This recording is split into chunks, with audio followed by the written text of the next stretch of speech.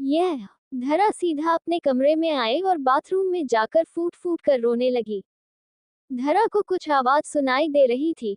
इसे तो मैं जिंदा नहीं छोड़ूंगा, कितना झूठ बोलती है, इतनी इसकी उम्र नहीं जितना उसने झूठ बोल दिया। धरा रोना नहीं चाहती थी, लेकिन आज देव ने जानबूझकर उसकी दुखती नस पर हाथ रख दिया था, जिसकी वजह से धरा का रोना कम ही नहीं हो रहा था। धरा ने तभी कमरे में धनंजय की आहट सुनी। धरा ने जैसे तैसे अपने आंसुओं को साफ किया और कमरे से बाहर आ गई। फिर बिना धनंजय की तरफ देखते हुए बालकनी में चली गई। धनंजय को भी धरा से कोई फिक्र नहीं थी, इसलिए उसने धरा के आंसू देखकर भी उसे इग्नोर कर दिया। धनंजय अपना लैपटॉप लेकर सोफे में बैठ गया और धरा बालकनी में ही खड़ी रही। धरा इस वक्त धनंजय के सामने नहीं जाना चाहती थी। वही 2 घंटे का काम करने के बाद धनंजय जाकर बेड पर सो गया।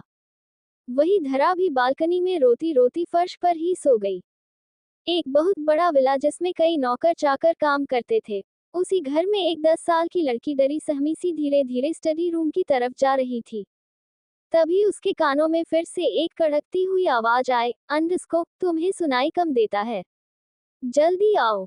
वह लड़की उस आवाज को सुनकर और ज्यादा डर गई और फिर धीरे धीरे से स्टडी रूम में चली गई।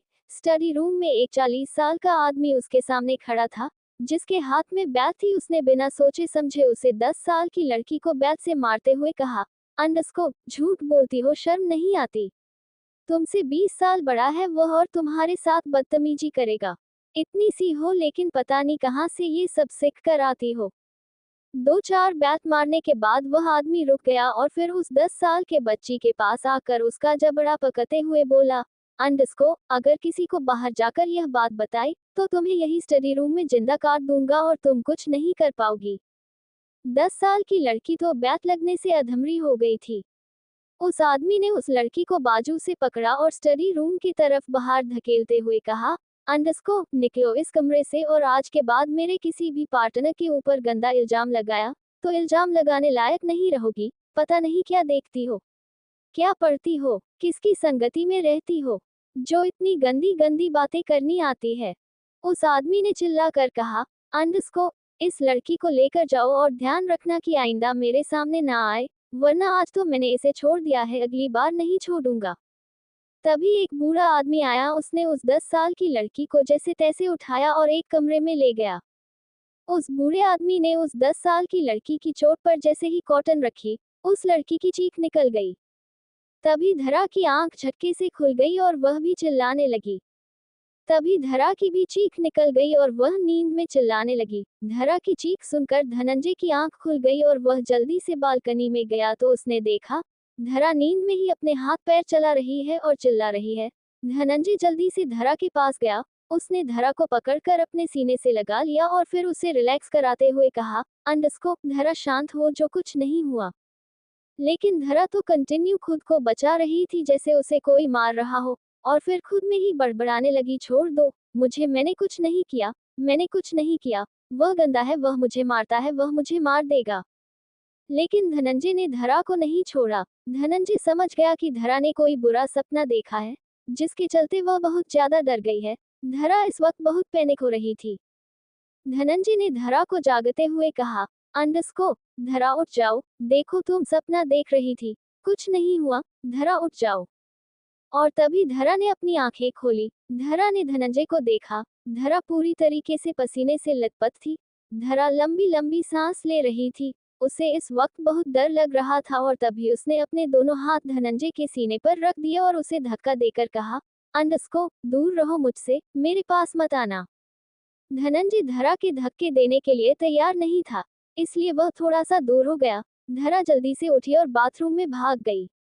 धनंजय भी उठकर कमरे में आ गया। उसने पहली बार धरा को ऐसी अजीब सी हरकत करते हुए देखा था। धनंजय कुछ देर तक कमरे में ही चक्कर लगाता रहा, लेकिन धरा बाथरूम से बाहर नहीं आई।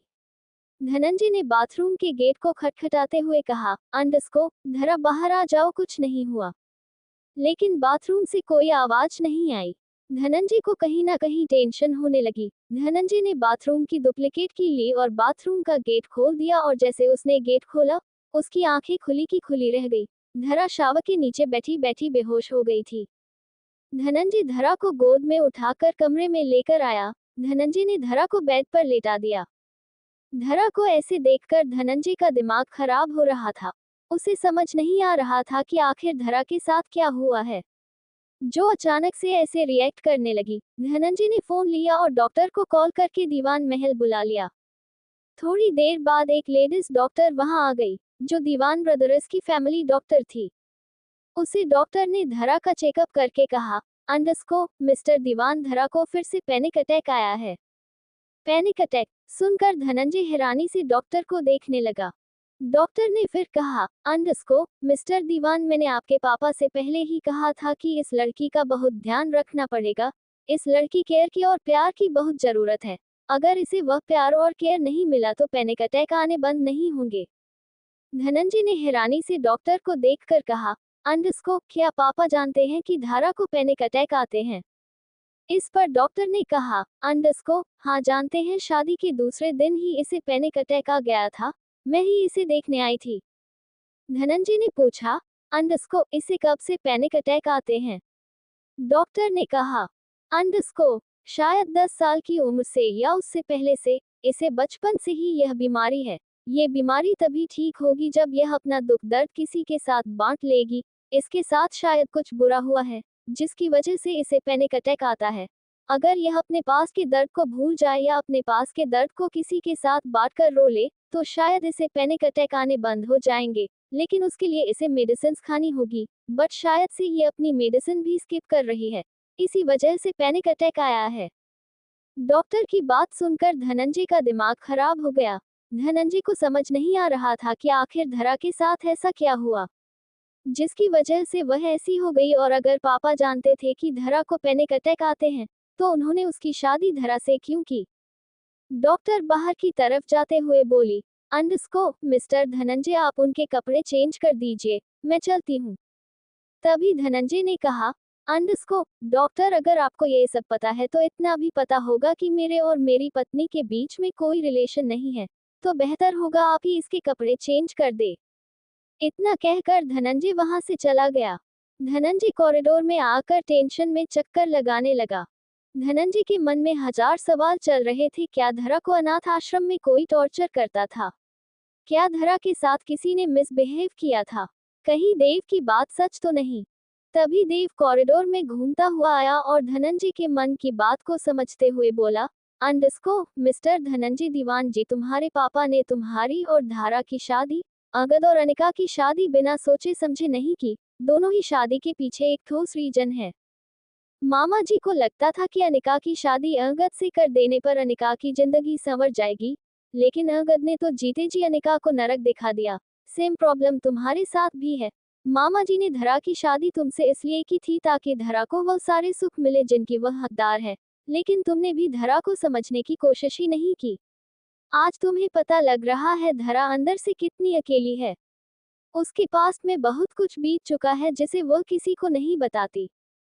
धनंजय ने आज देव को जवाब नहीं दिया। देव भी अपनी बात बोलकर चला गया। धनंजय का दिमाग पहले ही खराब था, देव की बात सुनकर और ज्यादा खराब हो गया। धनंजय को धरा में ज्यादा इंटरेस्ट नहीं था, लेकिन इस बात को जानने में इंटरेस्ट बढ़ गया कि आखिर धरा के पास में हुआ क्या है, और अब धनंजय इस बात का पता लगाने की पूरी कोशिश करता।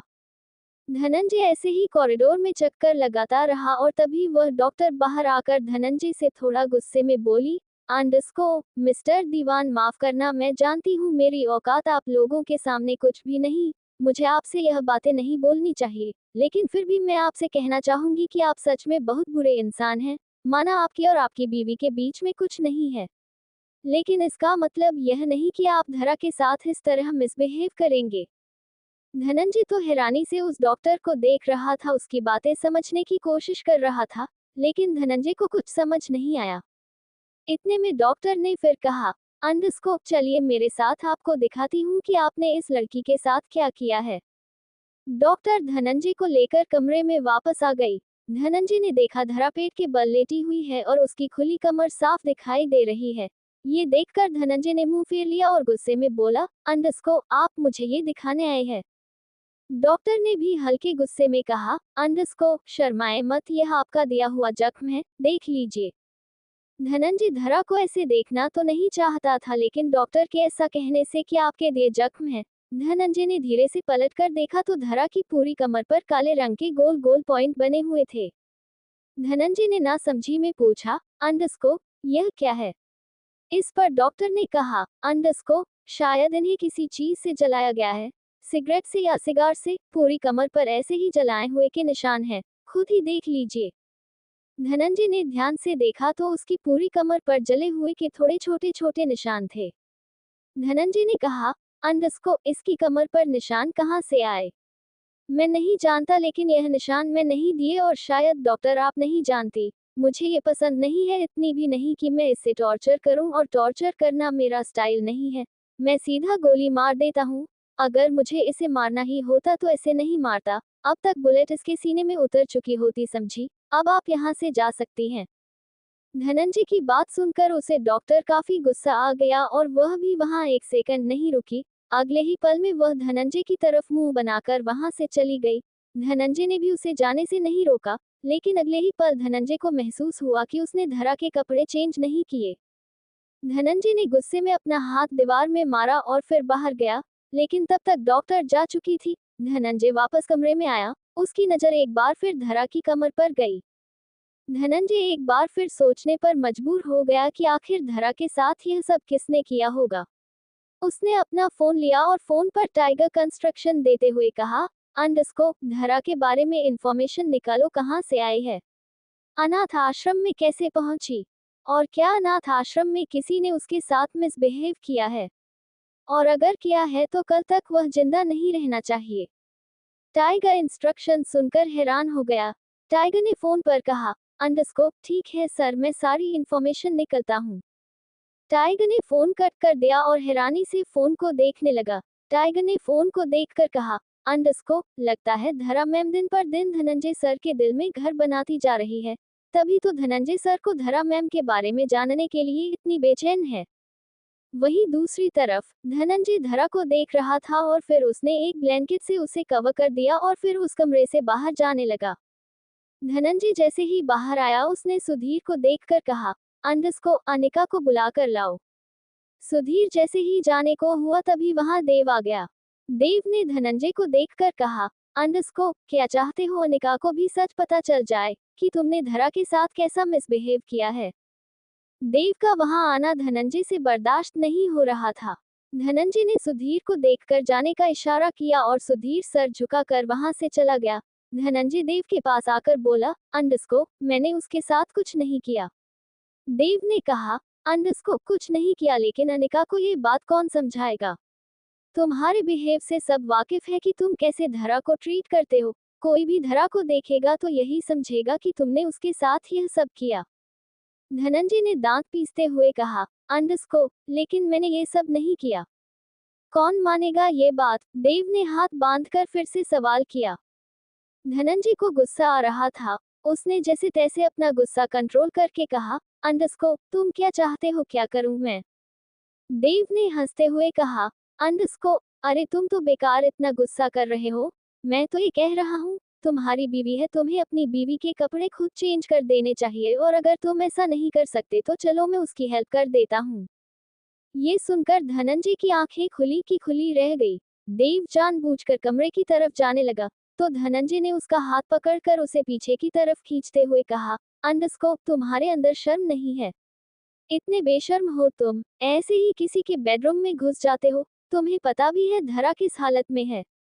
देव ने एटीट्यूड के साथ कहा, अंडरस्कोप, मिस्टर दीवान, आप फिर से गुस्सा करने लगे। आखिर आप तो धरा को वैसे भी अपनी बीवी नहीं मानते, तो आपको प्रॉब्लम क्या है? मैं तो उसके साथ अपना फ्यूचर देख रहा हूँ, तो सोचता हूँ क्यों ना मैं अभी से उसकी हेल्प कर दूँ। अनिका को बुलाओगे, वह उसके कपड़े बदलेगी, फिर अनिका तुम्हारे बारे में उल्टा सीधा सोचेगी। ये भी हो सकता है कि वह जाकर मामा जी को सब कुछ सच सच बता दे, फिर मामा जी तुम्हें लेक्चर देंगे और तुम्हारा दिमाग खराब होगा। एक तो मैं तुम्हें इन सारी प्रॉब्लम से बचा रहा हूँ और तुम मेरा ही हाथ पकड़ रहे हो। हाथ छोड़ो मेरा, मैं धरा की हेल्प कर देता हूँ। देव ये सारी बातें मुस्कुराकर बोल रहा था। धनंजय ने उसे देखकर फिर से अपना गुस्सा कंट्रोल करते हुए कहा, अंडरस्कोप, चुपचाप जाओ यहाँ से, मेरे और मेरे बीवी के बीच में आने की जरूरत नहीं है। मैं लाख बुरा सही, लेकिन गिरा हुआ नहीं हूँ, कैरेक्टरलेस तो बिल्कुल भी नहीं हूँ। धरा की परमिशन के बिना मैं उसके करीब नहीं जाऊंगा। धनंजय गुस्से में क्या बोल रहा था उसे खुद नहीं पता था। देव ने हाथ बांधकर मुस्कुराकर कहा, अंडरस्को, और अगर धरा तुम्हें परमिशन दे देगी तो तुम उसके करीब चले जाओगे। ये सुनकर धनंजय ने अपने सिर पर हाथ मार दिया और उसे रियलाइज हुआ कि उसने फ्लो में क्या कह दिया। धनंजय ने फिर से दांत पीसते हुए कहा, अंडरस्को, मेरे कहने का मतलब वह नहीं था। मेरे कहने का मतलब है कि मैं किसी भी लड़की के करीब उसकी परमिशन के बिना नहीं जाऊंगा। देव ने फिर से आईब्रोज उठाकर कहा, अंडरस्को, कौन लड़की तुम्हें परमिशन देगी? तुम अपने आसपास किसी को आने भी देते हो? बोल तो ऐसे रहे हो जैसे दर्जन गर्लफ्रेंड है। ले देखे जो भी है धरा ही है। अब उसे तुम दोस्त बोलो, बीवी बोलो, गर्लफ्रेंड बोलो, और उसी को तुम अपने करीब आने नहीं देते। धनंजय तो अपना सिर पकड़कर खड़ा हो गया और बोला, अंडरस्को, देव प्लीज मुझे बख्श दे, जा यहाँ से, मेरा सिर फट जाएगा। देव इसे आगे कुछ बोलता उससे पहले धनंजय कमरे में आ गया और उसने देव के मुंह पर गेट बंद कर दिया। ये देखकर देव के चेहरे पर एक बड़ी सी मुस्कुराहट आ गई। धनंजय ने धरा को कवर तो कर दिया था, लेकिन उसे धरा को कपड़े पहनाने में बहुत शर्म आ रही थी। वह ऐसे ही धरा को टच नहीं करना चाहता था। धनंजय 2 घंटे तक कमरे में ऐसे ही घूमता रहा। 2 घंटे बाद उसने सोचा कि वह स्टडी रूम में जाकर सो जाएगा, लेकिन फिर उसे याद आया कि कहीं वह चला गया और धरा को फिर से पैनिक अटैक आया, तो इसलिए वह सोफे पर ही लेट गया। धीरे धीरे उसकी भी आंख लग गई। अगली सुबह जब धरा की आंख खुली तो वह खुद को बहुत कमजोर महसूस कर रही थी। उसके सिर में बहुत तेज दर्द हो रहा था। धरा जैसे तैसे उठी तो उसने महसूस किया कि उसके बदन पर कपड़े नहीं है। यह महसूस होते ही धरा की आंखें बड़ी हो गई। धरा को अब अचानक से डर लगने लगा। उसकी आंखों में आंसू आ गए। उसे कल रात कुछ भी याद नहीं था। उसे बस इतना याद था कि वह डरकर बाथरूम में आए और पानी के नीचे खड़ी हो गई। उसके बाद उसे कुछ भी याद नहीं था। तभी बाथरूम का गेट खुला। धनंजय तभी तभी नहाकर आया था। उसने अपने बालों को टॉवल से पोंछते हुए कहा, अंडरस्को, धरा, मुझे ये तो पता था कि तुम बेवकूफ हो, लेकिन इतनी बेवकूफ हो यह नहीं पता था। धरा ने खुद को ब्लैंकेट से अच्छे से कवर कर लिया।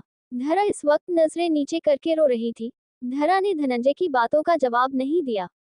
धनंजय ने टॉवल सोफे पर फेंक दिया और क्लोजेट की ओर चला गया। धनंजय शर्ट पहनकर बाहर आया और अपने बटन बंद करता हुआ फिर बोला, अंडरस्को, इतना डरने की जरूरत नहीं है। कल डॉक्टर आई थी, तुम्हारे कपड़े उसी ने उतारे हैं।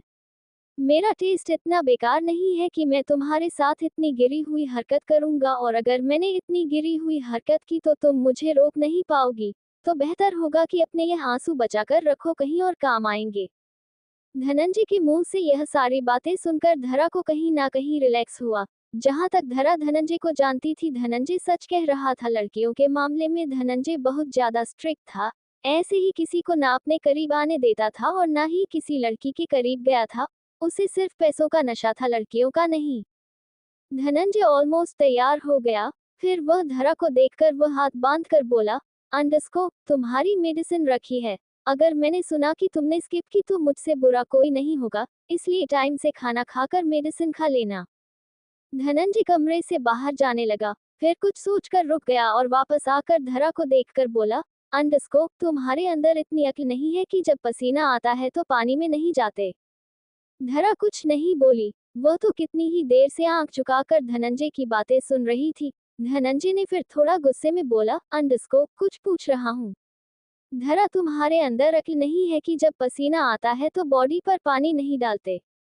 धनंजय के ऐसा बोलने से धरा थोड़ा सा सहम गई और उसने अपनी लड़खड़ाती जुबान में कहा, अंडरस्को, जब भी ऐसा होता है, मुझे पसीना आता है तो मैं नहा लेती हूँ तो ठीक हो जाता है। मुझे रिलैक्स फील होता है। लेकिन कल क्या हुआ मुझे कुछ भी याद नहीं। धरा के ऐसा बोलने से कहीं ना कहीं धनंजय पिघल रहा था। धनंजय ने मन ही मन डिसाइड कर लिया था कि वह पता लगा कर रहेगा धरा के साथ ऐसा क्या हुआ जो धरा को पैनिक अटैक आते हैं। दीवान इंडस्ट्रीज। धनंजय का मन आज काम में लग नहीं रहा था। उसे बार बार धरा का पैनिक अटैक आना याद आ रहा था। धरा का चिल्लाना और नींद में ही खुद को प्रोटेक्ट करना, और तभी उसके केबिन का गेट खुला, सामने टाइगर खड़ा था। धनंजय ने टाइगर से पूछा, अंडरस्को, क्या पता चला धरा के बारे में? इस पर टाइगर ने कहा, अंडरस्को, सर, धरा में कौन है पता लगाना मुश्किल है। 10 साल की थी तो पार्क के बेंच पर ठंड में लेटी हुई थी। रघुनाथ जी की नजर उन पर पड़ी तो वह उन्हें अनाथ आश्रम ले आए। पिछले 10 सालों से धरा अनाथ आश्रम में ही है। अनाथ आश्रम से बाहर नहीं गई। जब भी बच्चे पिकनिक पर बाहर जाते थे तो धरा उनके साथ नहीं जाती थी। कहते हैं धरा को बाहर जाने से डर लगता था। ज्यादातर वह रघुनाथ जी के आसपास ही रहती थी। धनंजय अपनी चेयर पर बैठता हुआ बोला, अंडरस्कोप टाइगर, ऐसा तो नहीं कि धरा के साथ अनाथ आश्रम में किसी ने मिसबिहेव किया हो? मतलब बचपन में ही उसके साथ किसी ने कुछ गलत करने की सोची हो? इस पर टाइगर ने कहा, अंडरस्कोप नहीं सर, मैंने सारी छानबीन करवाई है। रघुनाथ जी के अनाथ आश्रम में ऐसा कुछ नहीं होता। उनके अनाथ आश्रम में ज्यादातर स्टाफ फीमेल है और वह सब बहुत अच्छी है। हर एक फीमेल स्टाफ का इंटरव्यू रघुनाथ जी खुद लेते हैं ताकि रघुनाथ अनाथ आश्रम के बच्चों को कोई प्रॉब्लम ना हो, और रघुनाथ जी बहुत अच्छे हैं, उन्होंने न जाने कितने ही बच्चों की जिंदगी बना दी। इस पर धनंजय ने हंसकर कहा, अंडरस्कोप जिंदगी बना दी? धरा की शादी मुझसे करके किस आधार पर जिंदगी बन गई? जानते हुए कि मैं किस तरीके का इंसान हूँ, उन्होंने धरा को मेरे साथ बांध दिया। इस पर टाइगर ने कहा, अंडरस्कोप सर, वह उन्होंने मजबूरी में किया। उन्होंने आपकी शादी धरा मैम से मजबूरी में की। आपके पापा ने उन पर शादी का प्रेशर बनाया था, या यूं कहें उन्हें धमकी दी थी कि अगर वह धरा की शादी आपसे नहीं करेंगे तो अनाथ आश्रम में डोनेशन नहीं जाएगी। इस प्रेशर में आकर रघुनाथ जी ने दुखी मन से धरा की शादी आपसे कर दी। धनंजय को तभी देव की बात याद आई कि आपके पापा ने धरा की शादी तुमसे किसी ठोस रीजन से की है। धनंजय को अब वह रीजन जानना था। यज्ञ अपने केबिन में बैठा हुआ था। तभी एक आदमी परमिशन लेकर यज्ञ के केबिन में आया। यज्ञ ने उसे सोफे पर बैठने का इशारा किया। वह आदमी सोफे पर बैठ गया। यज्ञ अपनी चेयर पर ही बैठा हुआ था। उसने लैपटॉप पर उंगलियां चलाते हुए कहा, अंडरस्कोप हाँ तो बताओ, क्या पता चला यामिनी के बारे में? उस आदमी ने कहा, अंडरस्कोप सर, यामिनी मैम की शादी नहीं हुई। ये सुनते ही यज्ञ के हाथ जो लैपटॉप की कीबोर्ड पर चल रहे थे वह रुक गए। उसने हैरानी से उसे आदमी की तरफ देखकर कहा, अंडरस्कोप क्या तुम सच कह रहे हो?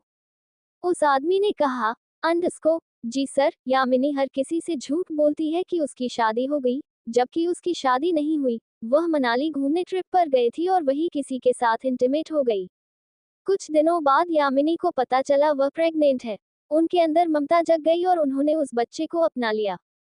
मनाली का नाम सुनकर अचानक से यज्ञ के दिल में एक धक सी हुई। उसने मन ही मन कहा, अंडरस्कोप कहीं यह वही लड़की तो नहीं? यज्ञ अपने ख्यालों से बाहर आया और उसने दूसरा सवाल किया, अंडरस्कोप यामिनी की फैमिली में कौन कौन है और वह दीवान महल कैसे पहुंची? उस आदमी ने कहा, अंडरस्कोप सर, यामिनी की फैमिली में कोई नहीं है। बहुत पहले उसके मम्मी पापा की डेथ हो गई थी। बस एक भाई था, उसकी भी एक्सीडेंट में मौत हो गई। फाइनेंशियल प्रॉब्लम की वजह से उसने अपनी पढ़ाई भी बीच में ही छोड़ दी। जैसे तैसे अपना और अपने बेटे का खर्चा उठा रही थी और फिर एक दिन मकान मालिक ने पैसे मांगे और यामिनी के पास पैसे नहीं थे। बदले में मकान मालिक ने उसके साथ गंदी हरकत करने की कोशिश की। मजबूरन यामिनी को घर छोड़ना पड़ा। अपने बच्चे को लेकर सड़क पर जा रही थी और तभी टाइगर आपके पापा के कहने पर उसे दीवान महल ले आया। यज्ञ ने फिर से इंस्ट्रक्शन देते हुए कहा, अंडरस्कोप वह कब मनाली गई थी? किस होटल में रुकी थी? उसका कॉलेज कौन सा है? उसके बच्चे की डिलीवरी कब हुई? मुझे सारी डिटेल लाकर दो। उस आदमी ने सर झुकाकर हाँ कहा और चला गया। वही धनंजय ने आज पूरा दिन कुछ काम नहीं किया। उसे तो रह रहकर धरा का डरना याद आ रहा था। तभी उसके केबिन का गेट खुला। सामने देव खड़ा था। देव के हाथ में एक क्यूब था जिसे वह सॉल्व करने की कोशिश कर रहा था। देव का सारा ध्यान क्यूब को सॉल्व करने पर था। देव को अपने केबिन में देखकर धनंजय का दिमाग खराब हो गया। वही देव अपने क्यूब को सॉल्व करता हुआ धनंजय के सामने आया, फिर उसके सामने रखी चेयर पर बैठ गया और फिर बहुत स्टाइल में अपने दोनों पैर क्रॉस करके धनंजय की टेबल पर रख लिए। धनंजय देव को देख रहा था और अंदर ही अंदर जल रहा था, लेकिन धनंजय ये भी जानता था देव को हाथ लगाना मतलब अपने पैर पर कुल्हाड़ी मारने जैसा है। देव ने एक बार भी धनंजय की तरफ नहीं देखा। वह तो अपना क्यूब सॉल्व करने में बिजी था। वही धनंजय लगातार गुस्से में देव को देख रहा था। धनंजय ने अपना गुस्सा जैसे तैसे कंट्रोल करके कहा, अंडरस्कोप तुम यहाँ क्या कर रहे हो? क्यूब सॉल्व कर रहा हूँ, सुबह से लगा हुआ हूँ, सॉल्व भी नहीं हो रहा यार। रेड वाला यहाँ चला जाए और यह हरा वाला यहाँ आ जाए तो ये सॉल्व हो जाएगा, है ना? देव ने बेपरवाही से जवाब दिया। धनंजय ने अपनी मुट्ठी कस दी। धनंजय एक बार देव को देखता और एक बार उसके पैरों को, जिसे उसने क्रॉस करके धनंजय की टेबल पर रखा हुआ था, जिसे देख देख कर धनंजय का गुस्सा बढ़ता जा रहा था। धनंजय ने एक बार फिर अपने गुस्से को कंट्रोल करके कहा, अंडरस्कोप, तुम यहाँ मेरे केबिन में क्या कर रहे हो? जाओ यहाँ से, वरना। वरना क्या करोगे? देव ने बिना धनंजय की तरफ बिना देखे हुए कहा। धनंजय ने अपनी मुट्ठी कस ली। धनंजय ने मन ही मन कहा, अंडरस्कोप, साला मेरी शराफत का कुछ ज्यादा ही फायदा उठाता है। देव ने धनंजय की तरफ हैरानी से देखकर कहा, अंडरस्कोप, शरीफ और तू? और साला किसे बोल बे? देख, कुत्ता बोल, कमीना बोल, लेकिन साला मत बोल। साला नहीं हूं मैं तेरा सौतन बोल सकता है। इनफैक्ट जितनी जल्दी हो सके धरा को डाइवोर्स दे ताकि मैं भी अपने घर बसाने की सोचूं। आखिर में कब तक कुंवारा रहूंगा? धनंजय से बर्दाश्त नहीं हुआ, वह गुस्से में अपनी चेयर से खड़ा हुआ और दांत पिसता हुआ बोला, अंडरस्कोप, ये कौन सा तरीका है बैठने का? अभी के अभी निकलो मेरे केबिन से। देव ने अपने पैरों को देखते हुए कहा, अंडरस्कोप, अच्छा श्रीमान धनंजय दीवान को मेरे पैर अच्छे नहीं लग रहे, चलो कोई बात नहीं, मैं नीचे कर लेता हूँ। देव ने अपने पैर नीचे कर लिए और फिर से अपने क्यूब को सॉल्व करने लगा। धनंजय देव के सामने खुद को हेल्पलेस महसूस करता था। जहां पूरा ऑफिस धनंजय से डरता था, वहीं धनंजय देव के सामने खुद को बहुत ज्यादा बेबस और लाचार महसूस करता था। देव से पहले धनंजय की जिंदगी में ऐसा नहीं आया था जिससे धनंजय को इतना बेबस और लाचार कर दिया हो। धनंजय इरिटेट होकर देव को देख रहा था और देव ने मुस्कुरा कर कहा, अंडरस्कोप, अरे पहली बार तुम्हारे ऑफिस आया हूँ, कुछ चाय, कॉफी, नाश्ता, बियर कुछ तो पूछ लो। धनंजय अभी गुस्से में देव को देख रहा था। देव का पूरा ध्यान क्यूब सॉल्व करने में था और उसने तभी अपना क्यूब सॉल्व करके धनंजय की तरफ देखकर कहा, अंडरस्कोप, यह इतनी किलो लुक मुझे देने से कुछ नहीं होगा। धरा के बारे में सोच रहे हो ना? आज सुबह से कोई काम भी नहीं किया। आंखें बंद करते हो तो धरा दिखाई देती है, आंखें खोलते हो तो भी धरा दिखाई देती है। बता दो, बता दो, प्यार हो गया ना धरा से? धनंजय ने गुस्से में कहा, अंडरस्कोप, मैं धरा से प्यार नहीं करता। हाँ, तुम तो अपनी दो चोटी वाली से प्यार करते हो। देव ने धनंजय की बात बीच में काटते हुए कहा। देव की बात सुनकर धनंजय की आंखें फैल गई। देव अपनी चेयर से खड़ा होकर बोला, अंडरस्कोप, अब यह मत कहना कि मुझे कैसे पता, मुझे सब कुछ पता होता है। याद कर लो अपनी दो चोटी वाली को। मैं चलता हूँ, लेकिन मेरी हेल्प चाहिए होगी तो बता देना, मैं निस्वार्थ तुम्हारी मदद करने आ जाऊंगा। इतना कहकर देव धनंजय के केबिन से चला गया और धनंजय चेयर के पीछे की तरफ हो गया। धनंजय के दिल में अलग सी अजब सी हलचल होने लगी, उसके रोंगटे खड़े होने लगे। आज उसने कितने सालों बाद दो चोटी वाली सुना था। धनंजय ने आंखें बंद की और उसे कुछ याद आया। धनंजय 10th क्लास में था। लंच टाइम में ग्राउंड में अपने दोस्तों के साथ फुटबॉल खेल रहा था और तभी फुटबॉल एक पेड़ के पास चली गई। धनंजय फुटबॉल लेने उस पेड़ के पास गया तो एक छोटी सी बच्ची जो 5th क्लास में होगी, उस पेड़ के नीचे बैठी हुई थी। उसने दो चोटी बनाई हुई थी, बालों में रबर बैंड डाला हुआ था, चेहरे पर ओवरलोड मासूमियत। रोने की वजह से उसकी आंख और नाक लाल हो गई थी। उसके हाथ में लंच बॉक्स था जिसे वह निहार रही थी। धनंजय ने अपनी फुटबॉल उठाए और वापस जाने लगा और फिर कुछ सोचकर पलट गया। धनंजय ने उस लड़की को देखकर कहा, अंडरस्कोप, ए दो चोटी वाली रो क्यों रही हो? उस लड़की ने अपनी भारी घनी पलकें उठाकर देखा तो सामने धनंजय फुटबॉल लेकर खड़ा था। धनंजय ने आईब्रोज उठाकर पूछा, अंडरस्कोप, तुमसे पूछ रहा हूँ, रो क्यों रही हो? किसी ने परेशान किया मुझे बताओ। उस लड़की ने बहुत मासूमियत से ना में ही गर्दन हिला दी। धनंजय ने हंसकर कहा, अंडरस्कोप, तो क्या रो रो कर इस पेड़ को पानी दे रही हो?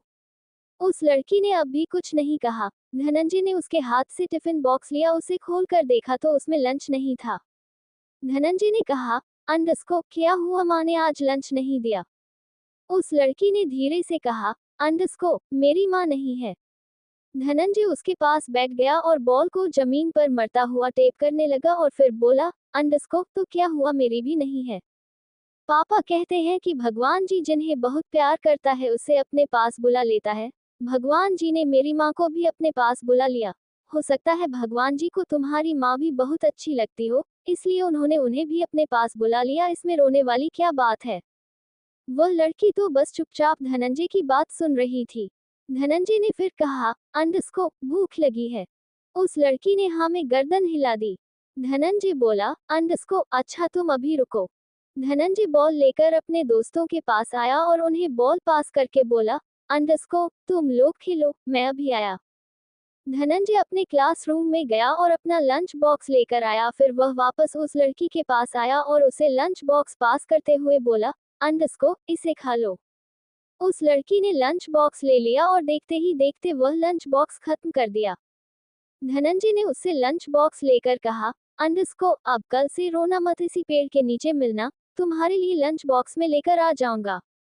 उस लड़की ने हाँ में गर्दन हिला दी। धनंजय ने देखा उस लड़की के होठों पर थोड़ा सा खाना लगा हुआ है। धनंजय ने अपनी शर्ट से उस लड़की का मुंह साफ करके कहा, अंडरस्कोप ढंग से खाना खाना सीखो, बच्ची नहीं हो तुम, अब बड़ी हो रही हो समझी। उस लड़की ने हाँ में गर्दन हिला दी। धनंजय वहां से जाते हुए बोला, अंडरस्कोप बाय दो छोटी वाली। उस लड़की ने भी मुस्कुराकर धनंजय को बाय कर दिया। उस दिन से धनंजय रोज उस लड़की के लिए लंच लेकर आने लगा और वह लड़की रोज पेड़ के नीचे बैठकर धनंजय का लंच खा लेती थी। धनंजय अब इस लड़की के साथ डेली लंच करता था। दोनों बातें करते थे, एक दूसरे से अपनी बातें शेयर करते थे, लेकिन वह लड़की धनंजय को ज्यादा बातें नहीं बताती थी, जबकि धनंजय उसे अपने बारे में सारी बातें बताता था। एक दिन धनंजय जब लंच लेकर आया तो उसके लंच में केक और पेस्ट्री थी, जिसे देखकर वह लड़की खुश हो गई। धनंजय ने उसे लंच पास करते हुए कहा, अंडरस्कोप कल मेरा बर्थडे था ना, इसलिए सोचा तुम्हें भी केक खिला दूं। उस लड़की ने बहुत अच्छे से खाना खाया और फिर लंच बॉक्स धनंजय को वापस कर दिया। धनंजय भी लंच बॉक्स लेकर चला गया। अगले दिन धनंजय फिर से उसके साथ लंच कर रहा था। लंच करने के बाद उस लड़की ने अपने बैग में से एक क्यूब निकाला और धनंजय को देते हुए कहा, अंडरस्कोप हैप्पी बर्थडे दोस्त। उस लड़की ने पहली बार धनंजय को दोस्त बोला था। धनंजय को उसके मुंह से दोस्त सुनकर बहुत अच्छा लगा और उसने क्यूब लेकर कहा, अंडरस्कोप यह क्या है? इस पर उस लड़की ने कहा, अंडरस्कोप वह आपने कहा था ना आपका बर्थडे है, तो मैं तो आपके लिए कोई गिफ्ट नहीं लाई, ये लेकर आई हूँ, मेरी तरफ से छोटा सा गिफ्ट। धनंजय ने वह गिफ्ट ले लिया। धनंजय ने एक बार उस क्यूब को देखा और एक बार उस लड़की को। धनंजय बोला, अंडरस्कोप थैंक यू, दो छोटी वाली। फ्लैशबैक एंड धनंजय ने अपनी आंखें खोली और पूरे कमरे में उस क्यूब को ढूंढने लगा, लेकिन उस वह क्यूब कहीं नहीं मिला। धनंजय को याद ही नहीं आ रहा था कि उसने वह क्यूब कहाँ रख दिया, जबकि उसने तो वह क्यूब बहुत संभाल कर रखा था। अचानक ही धनंजय चिल्लाया, अंडरस्कोप देव, क्योंकि धनंजय समझ चुका था जिस क्यूब से देव खेल रहा है वही क्यूब उसे उस दो छोटी वाली लड़की ने दिया था। धनंजय के देव चिल्लाने से देव कुछ ही सेकंड में उसके सामने प्रकट हो गया और बोला, अंडरस्कोप इतनी जोर से क्यों चिल्ला रहे हो? आराम से बुलाते मैं तब भी आ जाता। इस पर धनंजय ने दांत पीसते हुए कहा, अंडरस्कोप तुम्हें वह क्यूब कहाँ से मिला? और मेरा क्यूब है वह मुझे वापस करो। देव ने क्यूब धनंजय को दिखाते हुए कहा, अंडरस्कोप अगर कोई कुछ गिफ्ट देता है तो उसे संभाल कर रखते हैं, स्टोर रूम में नहीं फेंक देते, स्टोर रूम में से मिला है। धनंजय ने गुस्से में कहा, अंडरस्कोप देव मुझे क्यूब वापस करो। देव ने क्यूब अपनी जेब में रखते हुए कहा, अंडरस्कोप अब तो ये क्यूब तभी वापस होगा जब तुम दो छोटी वाली लड़की को ढूंढ लोगे। धनंजय ने गुस्से में कहा, अंडरस्कोप उस लड़की को तो मैं ढूंढ ही लूंगा, तुम्हें ये क्यूब वापस करो। देव ने कहा, अंडरस्कोप बिल्कुल नहीं करूंगा, वैसे क्या बात है, तो याद आ गया जनाब को सब कुछ। धनंजय ने कहा, अंडरस्कोप तुझे सारी बातें पहले से कैसे पता होती है? तुम है कौन? बताया तो था, महादेव का दास देवदास। धनंजय ने गुस्से में कहा, अंडरस्कोप देवदास तुम्हें कैसे पता दो छोटी वाली के बारे में?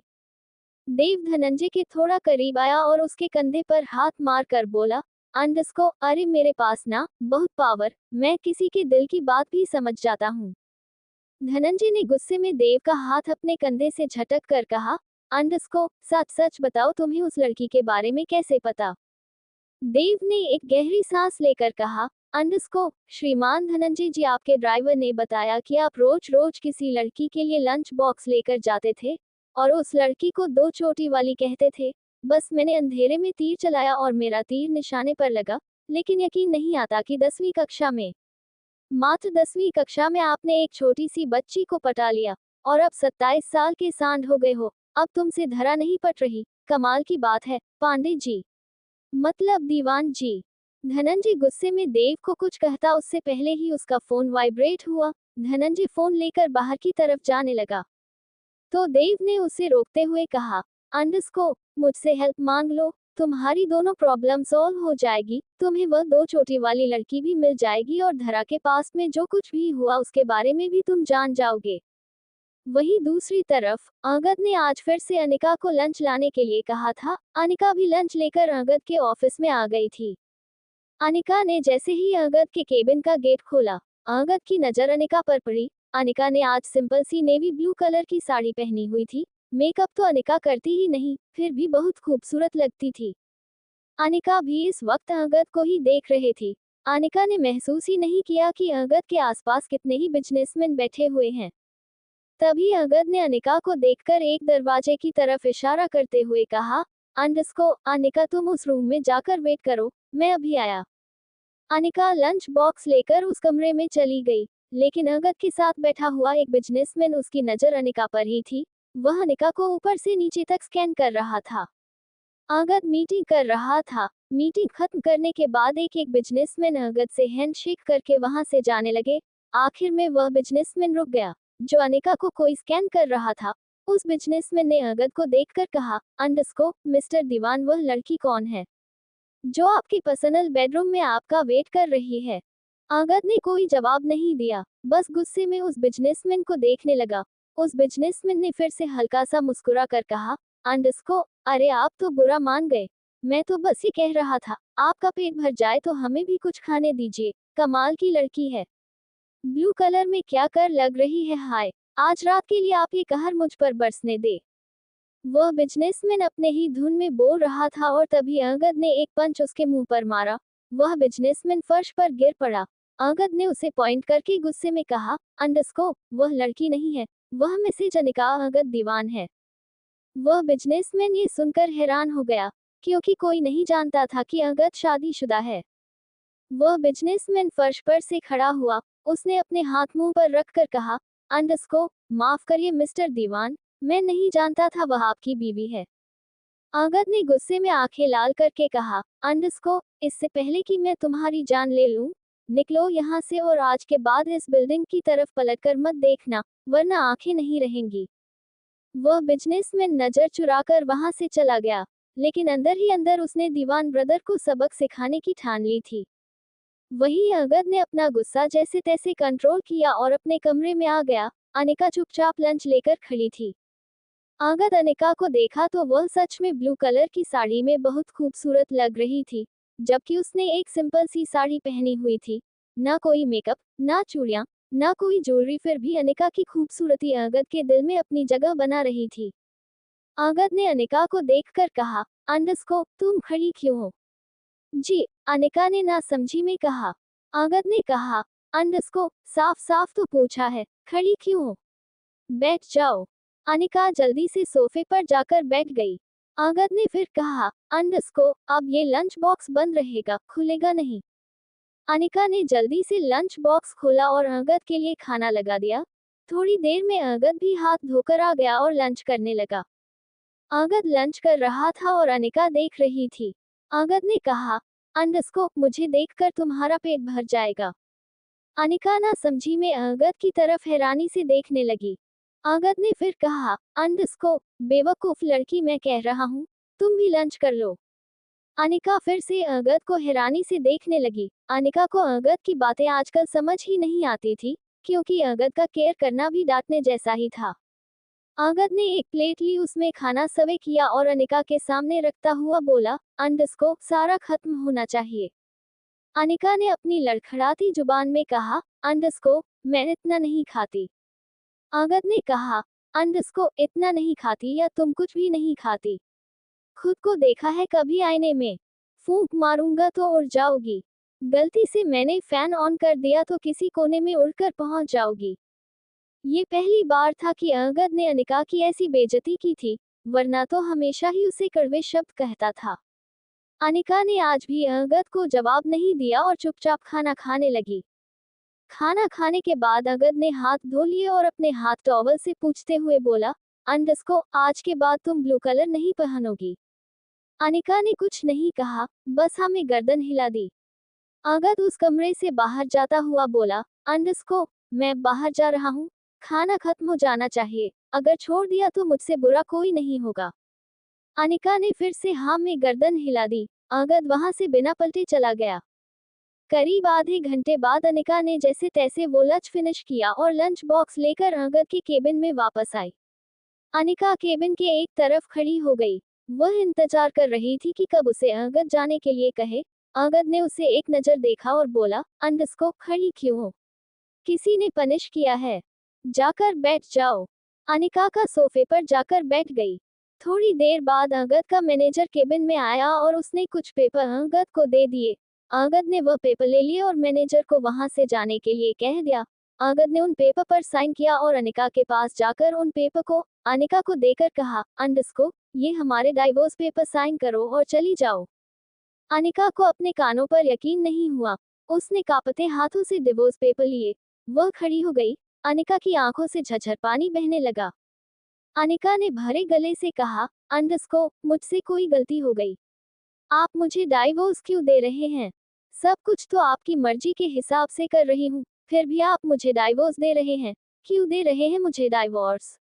मैंने कोई गलती की है तो आप मुझे बताएं, मैं उसे सुधार लूंगी, लेकिन मुझे डाइवोर्स मत दीजिए। अनिका की आंखों में आंसू अगद से देखे नहीं जा रहे थे, फिर भी अगद उसे डाइवोर्स दे रहा था। अगद उसे अब इस जिंदगी से आजाद करना चाहता था, ताकि अनिका अपनी जिंदगी अपने हिसाब से जी सके, अपनी स्टडी कंप्लीट कर सके, अपने सपनों को पूरा कर सके। अनिका अब भी आंखों में आंसू लिए अगद की तरफ देख रही थी। अगद ने कहा, अंडस्को, तुम बेफिक्र रहो, पैसे तुम्हारे घर पहुंचते रहेंगे, तुम्हारी फैमिली को फाइनेंशियल प्रॉब्लम नहीं होगी, तुम मुझे डाइवोर्स देकर जा सकती हो, अपनी स्टडी कंप्लीट करो और अपने करियर पर फोकस करो। अनिका ने एक बार फिर कहा, अंडस्को, आप समझ नहीं रहे, अगर मैं आपको इस वक्त डाइवोर्स दे दूंगी तो मेरी बहन की शादी रुक जाएगी और ट्विंकल का तो रिश्ता ही नहीं होगा। अनिका ने फिर से गिड़गिड़ाते हुए कहा, अंडस्को, मैं आपके सामने हाथ जोड़ती हूँ, मुझे अभी डाइवोर्स मत दीजिए। एक बार ट्विंकल की शादी हो जाएगी, मैं खुद इस घर से चली जाऊंगी। अगद ने गुस्से में कहा, अंडस्को, और तब तक मेरा टॉर्चर झेलती रहोगी। अनिका ने भरे गले से बड़ी मासूमियत से जवाब दिया, अंडस्को, अब तक झेलती आई हूँ तो आगे भी झेल लूंगी, लेकिन मेरी बहनों की शादी हो जाने दीजिए, उसके बाद मैं खुद इस घर से चली जाऊंगी। अगद ने अनिका की दोनों बाजू पकड़कर हिलाते हुए कहा, अंडस्को, तुम समझ नहीं रही, अनिका, मेरे पास दर्द के सिवा कुछ नहीं है। मैं तुम्हें टॉर्चर करके थक गया हूँ, इसलिए तुम्हें अपनी जिंदगी से आजाद करना चाहता हूँ और तुम्हें जिंदगी से आजाद नहीं होना। चली जाओ, अपनी पढ़ाई पर ध्यान दो। मैं वादा करता हूँ तुम्हारी फैमिली को फाइनेंशियल प्रॉब्लम नहीं होगी। अनिका इस वक्त कुछ बताना चाहती थी, लेकिन कुछ सोचकर रुक गई और फिर बोली, अंडस्को, अगर आपको मुझसे प्रॉब्लम है तो मैं दीवान महल के किसी दूसरे कमरे में शिफ्ट हो जाऊंगी, आपकी आंखों के सामने नहीं आऊंगी, लेकिन प्लीज मुझे ट्विंकल की शादी तक यहाँ रहने दीजिए। अगद ने अनिका की आंखों में देखते हुए कहा, अंडस्को, तुम इतनी जिद्दी क्यों हो?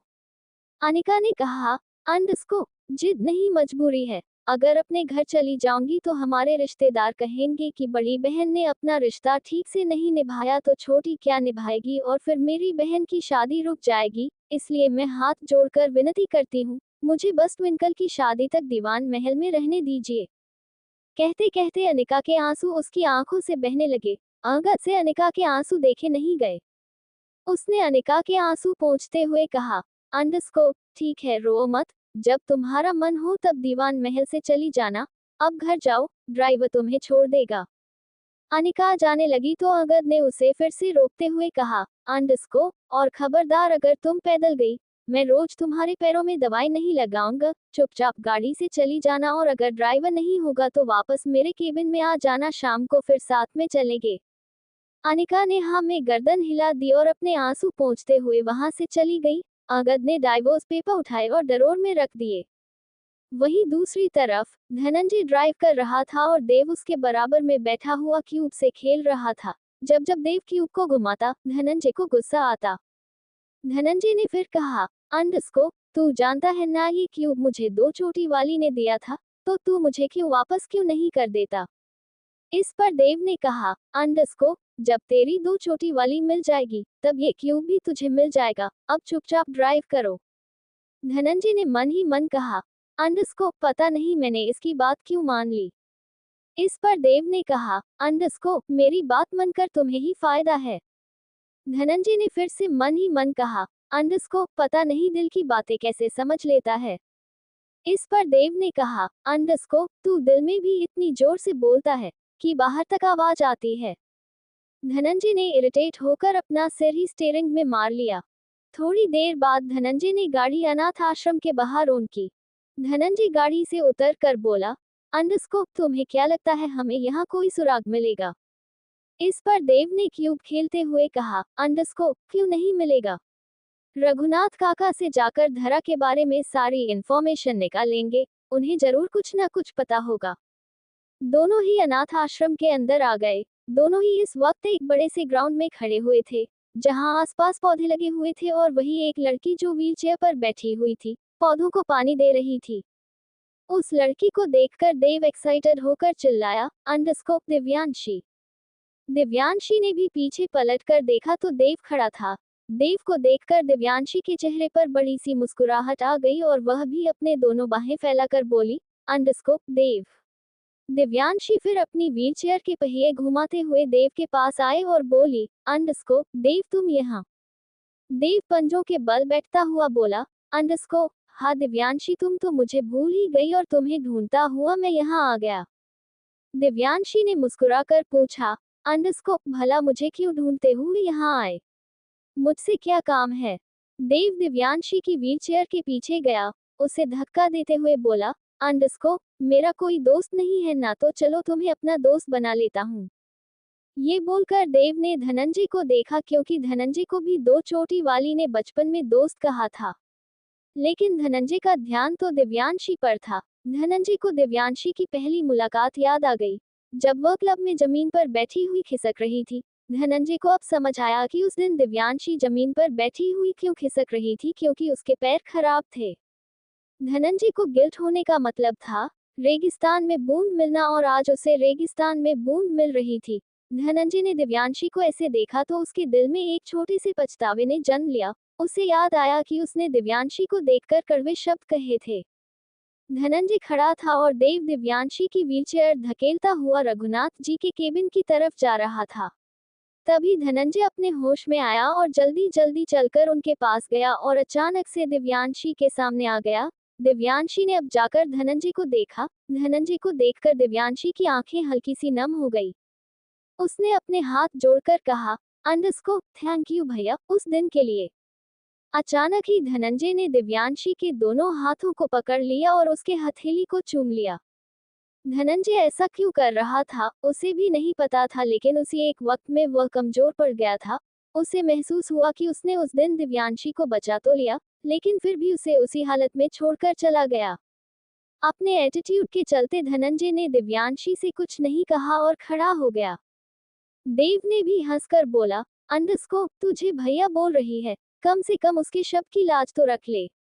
धनंजय को आज तक किसी लड़की ने भैया नहीं बोला था, इसलिए वह हैरानी से देव को देखने लगा, जैसे पूछना चाहता हूँ मैं क्या करूँ। देव ने अपने सिर पर हाथ मारकर कहा, अंडरस्को, भाई तू कुछ मत कर, ना तू भैया बनने लायक है और ना ही किसी का सया। धनंजय फिर से देव को नासमझी में देखने लगा। देव ने ना में गर्दन हिलाए और व्हीलचेयर को धक्का देता हुआ रघुनाथ जी के केबिन में आ गया। देव और दिव्यांशी रघुनाथ जी के केबिन में आ गए। दिव्यांशी ने रघुनाथ जी को देखकर कहा, अंडरस्को, देखिए काका हमसे मिलने कौन आए हैं। रघुनाथ जी ने आंख उठाकर देखा तो देव, धनंजय और दिव्यांशी थे। धनंजय को देखकर रघुनाथ जी अपनी चेयर से खड़े हो गए। धनंजय को वहां देखकर रघुनाथ जी बहुत ज्यादा हैरान थे। आज से पहले धनंजय कभी अनाथ आश्रम नहीं आया था। धनंजय को वहां देखकर रघुनाथ जी को कहीं ना कहीं डर भी लग रहा था। वह हैरानी से देव, धनंजय को देखने लगे। देव दिव्यांशी की व्हीलचेयर खींचकर उनकी टेबल के सामने ले आया और खुद एक कुर्सी पर बैठता हुआ बोला, अंडरस्को, अरे काका बैठिए ना। देव की बात सुनकर रघुनाथ जी बैठ गए। धनंजय भी देव के पास आकर बैठ गया। रघुनाथ जी ने बोला, अंडरस्को, मिस्टर दीवान आप यहाँ। धरा से कोई गलती हो गई। इस पर देव ने जवाब देते हुए कहा, अंडस्को, अरे काका कैसी बातें करते हो। भला धरा जैसी लड़की से भी गलती होती है। ऐसी लड़कियां तो गलती से भी गलती नहीं करती। तो फिर मिस्टर दीवान आप यहाँ? मुझसे कुछ काम था। रघुनाथ जी ने दूसरा सवाल किया। धनंजय तो चुप ही रहा। उसे तो समझ में नहीं आ रहा था वह रघुनाथ जी से क्या पूछे। उसने आज से पहले ऐसे किसी से सवाल नहीं किया था। उसे तो जो कुछ बुलवाना होता था बंदूक की नोक पर बुलवा लेता था, लेकिन ऐसे डिसेंट तरीके से किसी के सामने बैठकर बात करना धनंजय से हो नहीं रहा था और उसकी यह हालत देव अच्छे से समझ रहा था। धनंजय की चुप्पी देखकर रघुनाथ जी ने फिर पूछा, अंडस्को, बताए मिस्टर दीवान, मुझसे कुछ काम था। इस पर देव ने कहा, अंडस्को, धरा के बारे में जानना है काका, वह आपको कहाँ मिली थी। रघुनाथ जी ने गहरी सांस लेकर कहा, अंडस्को, करीब 10 साल पहले एक पार्क के बेंच में सो रही थी। मैंने उठाकर पूछा, बेटा तुम कौन हो। तो मुझसे लिपट कर जोर जोर से रोने लगी, कुछ नहीं बोली। बहुत देर होने के बाद धीरे से बोली, अंडस्को, अंकल मेरा कोई नहीं है। उस वक्त बहुत ठंड थी। मेरा दिल पिघल गया और मैं अनाथ आश्रम में ले आया। वह अनाथ आश्रम में ही रहने लगी। इस बीच मैंने कई बार उससे पूछने की कोशिश की कि वह कौन है, लेकिन उसने कभी मुझे सही नहीं बताया। इनफैक्ट जब भी मैं उस पर दबाव डालकर पूछता था तो उसे पैनिक अटैक आते थे, इसलिए मैंने उससे पूछना ही छोड़ दिया। करीब 1 साल पहले तुम्हारे पापा ने जब धारा को देखा तो देखते ही रह गए और फिर उन्होंने तुम्हारे लिए उसका रिश्ता मांग लिया। मैं झूठ नहीं कहूंगा, लेकिन मैं यह शादी करना नहीं चाहता था, लेकिन तुम्हारे पापा ने मुझ पर शादी करने का दबाव डाला। धनंजय अपनी जगह से खड़ा हो गया और बाहर की तरफ जाने लगा। धनंजय गेट तक ही पहुंचा था कि देव ने फिर पूछा, अंडस्को, ये तो हम जानते हैं काका, अब वह बताए जो हम नहीं जानते। ये सुनते ही धनंजय रुक गया और उसने पलटकर रघुनाथ जी की तरफ देखा, तो रघुनाथ जी ने अपनी नजरें चुरा ली। धनंजय वापस आकर रघुनाथ जी को देखने लगा। देव ने दिव्यांशी को देखकर कहा, अंडस्को, दिव्यांशी तुम जाओ, अब कुछ बातें ऐसी होंगी जो तुम्हारे सामने नहीं होनी चाहिए। दिव्यांशी बिना कुछ कहे वहां से चली गई। देव ने फिर रघुनाथ जी की तरफ देखकर कहा, अंडस्को, अब सच बताए धरा आपको किस हालत में मिली थी। रघुनाथ जी को समझ आ गया कि अब झूठ बोलने से कोई फायदा नहीं। धनंजय सच जानने आया है और उसे अब धरा का असली सच बता देना चाहिए। धनंजय भी रघुनाथ जी की तरफ देख रहा था, उनके जवाब का इंतजार कर रहा था। रघुनाथ जी अपनी चेयर से खड़े होकर खिड़की के पास चले गए और बाहर की तरफ देखते हुए बोले, अंडस्को, धरा के कपड़े जगह से फटे हुए थे। ऐसा लग रहा था जैसे उसे किसी ने बहुत बुरी तरीके से मारा हो। उसकी कमर पर बैट के निशान थे। जब वह मुझे मिली तो वह बेहोश थी। मैं उसे अनाथ आश्रम ले आया, फिर एक डॉक्टर को बुलाया और उसने चेकअप करके बताया कि अंडस्को, इस लड़की के साथ रेप करने की कोशिश की गई है। धरा बस 10 साल की थी और 10 साल की लड़की के साथ किसी ने, सोचकर भी शर्म आती है। डॉक्टर चली गई और मैंने उसे सख्ती से बोल दिया कि वह इस बारे में किसी को ना बताएं। धरा को जब होश आया तो मैंने उससे कुछ नहीं पूछा, क्योंकि मेरी हिम्मत नहीं थी इतनी सी बच्ची से कुछ पूछने की। मैंने धरा को एक बाप के जितना प्यार देने की कोशिश की, लेकिन धरा फिर भी अपने दिल की बात मुझे नहीं बताती थी। धरा गुमसुम सी रहती थी, ना किसी से बोलती, ना किसी से बात करती, ना खेलती, ना पढ़ती। उसे ठीक होने में 1 साल लग गया। 1 साल बाद वह धीरे धीरे इस माहौल में घुलने लगी, या कह सकते हो कि 1 साल लग गया उसे यहाँ सब पर विश्वास करने में। इस 1 साल में न जाने कितनी बार उसे पैनिक अटैक आए। मैंने इन्हीं हाथों में अपने बच्चों को संभाला है। ठीक होने के बाद मैंने उससे कई बार पूछने की कोशिश की कि वह कौन है, लेकिन धरा ने मुझे कभी जवाब नहीं दिया। उसे पैनिक अटैक न आ जाए, ये सोचकर मैंने उससे कभी पूछा नहीं। धीरे धीरे धरा बड़ी हो गई और एक दिन तुम्हारे पापा ने उससे तुम्हारी शादी करने का फैसला ले लिया। रघुनाथ जी ने पलटकर धनंजय को देखा और हल्के गुस्से में कहा, अंडस्को, तुम्हारे बारे में तो सारा शहर जानता है। तुम्हारे बारे में सोचकर मैं अपनी फूल सी बच्ची को तुम्हें नहीं देना चाहता था। ऊपर से मेरी धरा की हालत भी बहुत खराब थी। ये सब सोचकर मैं यह शादी नहीं करना चाहता था, लेकिन तुम्हारे पापा ने मुझ पर बहुत ज्यादा दबाव बनाया। क्यों बनाया मैं नहीं जानता, लेकिन उन्होंने तो जैसे कसम खा रखी थी कि धरा को ही अपने घर की बहू बनाएंगे। धरा के बारे में ये सब जानकर कहीं न कहीं धनंजय का दिल बैठा जा रहा था। ये सुनकर कि धरा 10 साल की थी और उस पर रेप अटेम्प्ट हुआ, धनंजय का सिर फट रहा था। धनंजय की आंखों में गुस्सा उतर आया। धनंजय ने आंखों पर शेर चढ़ाया और खड़ा हो गया। देव ने भी रघुनाथ काका जी की तरफ देखकर हाथ जोड़कर कहा, अंडरस्को, चलता हूँ काका, जरूरत पड़ी तो दोबारा आऊंगा। रघुनाथ जी ने धनंजय और देव को देखकर कहा, अंडरस्को, आशा करता हूँ कि तुम दोनों बाहर किसी को ये बात नहीं बताओगे। मैं नहीं चाहता अनाथ आश्रम में धरा को लेकर कोई अपनी गलत राय बनाए। वह लड़की गलत नहीं है, बहुत मासूम है। देव और धनंजय दोनों ही अनाथ आश्रम से बाहर आ गए। देव ड्राइव कर रहा था, ये कह सकते हैं ड्राइव करने की एक्टिंग कर रहा था, क्योंकि गाड़ी तो अपने आप चल रही थी। देव ने उसमें मैजिक मोड ऑन कर दिया था और धनंजय गुस्से में बैठा हुआ था। अगर धनंजय के हाथ वह आदमी लग जाते तो आज ही उन्हें नर्क के दर्शन करवा देता। थोड़ी देर अपने गुस्से को कंट्रोल करने के बाद धनंजय ने फोन निकाला और टाइगर को फोन करके कहा, अंडरस्को, अपनी सारी सोर्स लगा दो, लेकिन मुझे धरा के बारे में सारी इंफॉर्मेशन ला कर दो। आगत जब दीवान महल वापस आया तो उसने आज किचन खाली देखा, वरना तो हमेशा अनिका उसका डाइनिंग टेबल पर वेट करती थी। आगत का मन अचानक से बेचैन हो गया। 1 साल में ये पहली बार था जब उसने किचन में अनिका को नहीं देखा। अनिका उसका वेट नहीं कर रही थी, इसीलिए आगत डाइनिंग टेबल की तरफ आया ही नहीं और अपने कमरे की तरफ जाने लगा। तभी एक सर्वेंट ने आवाज लगाते हुए कहा, अंडरस्को, सर, खाना खा लीजिए। आगत ने बिना पलटे कहा, अंडरस्को, भूख नहीं है, और सीधा अपने कमरे में चला गया।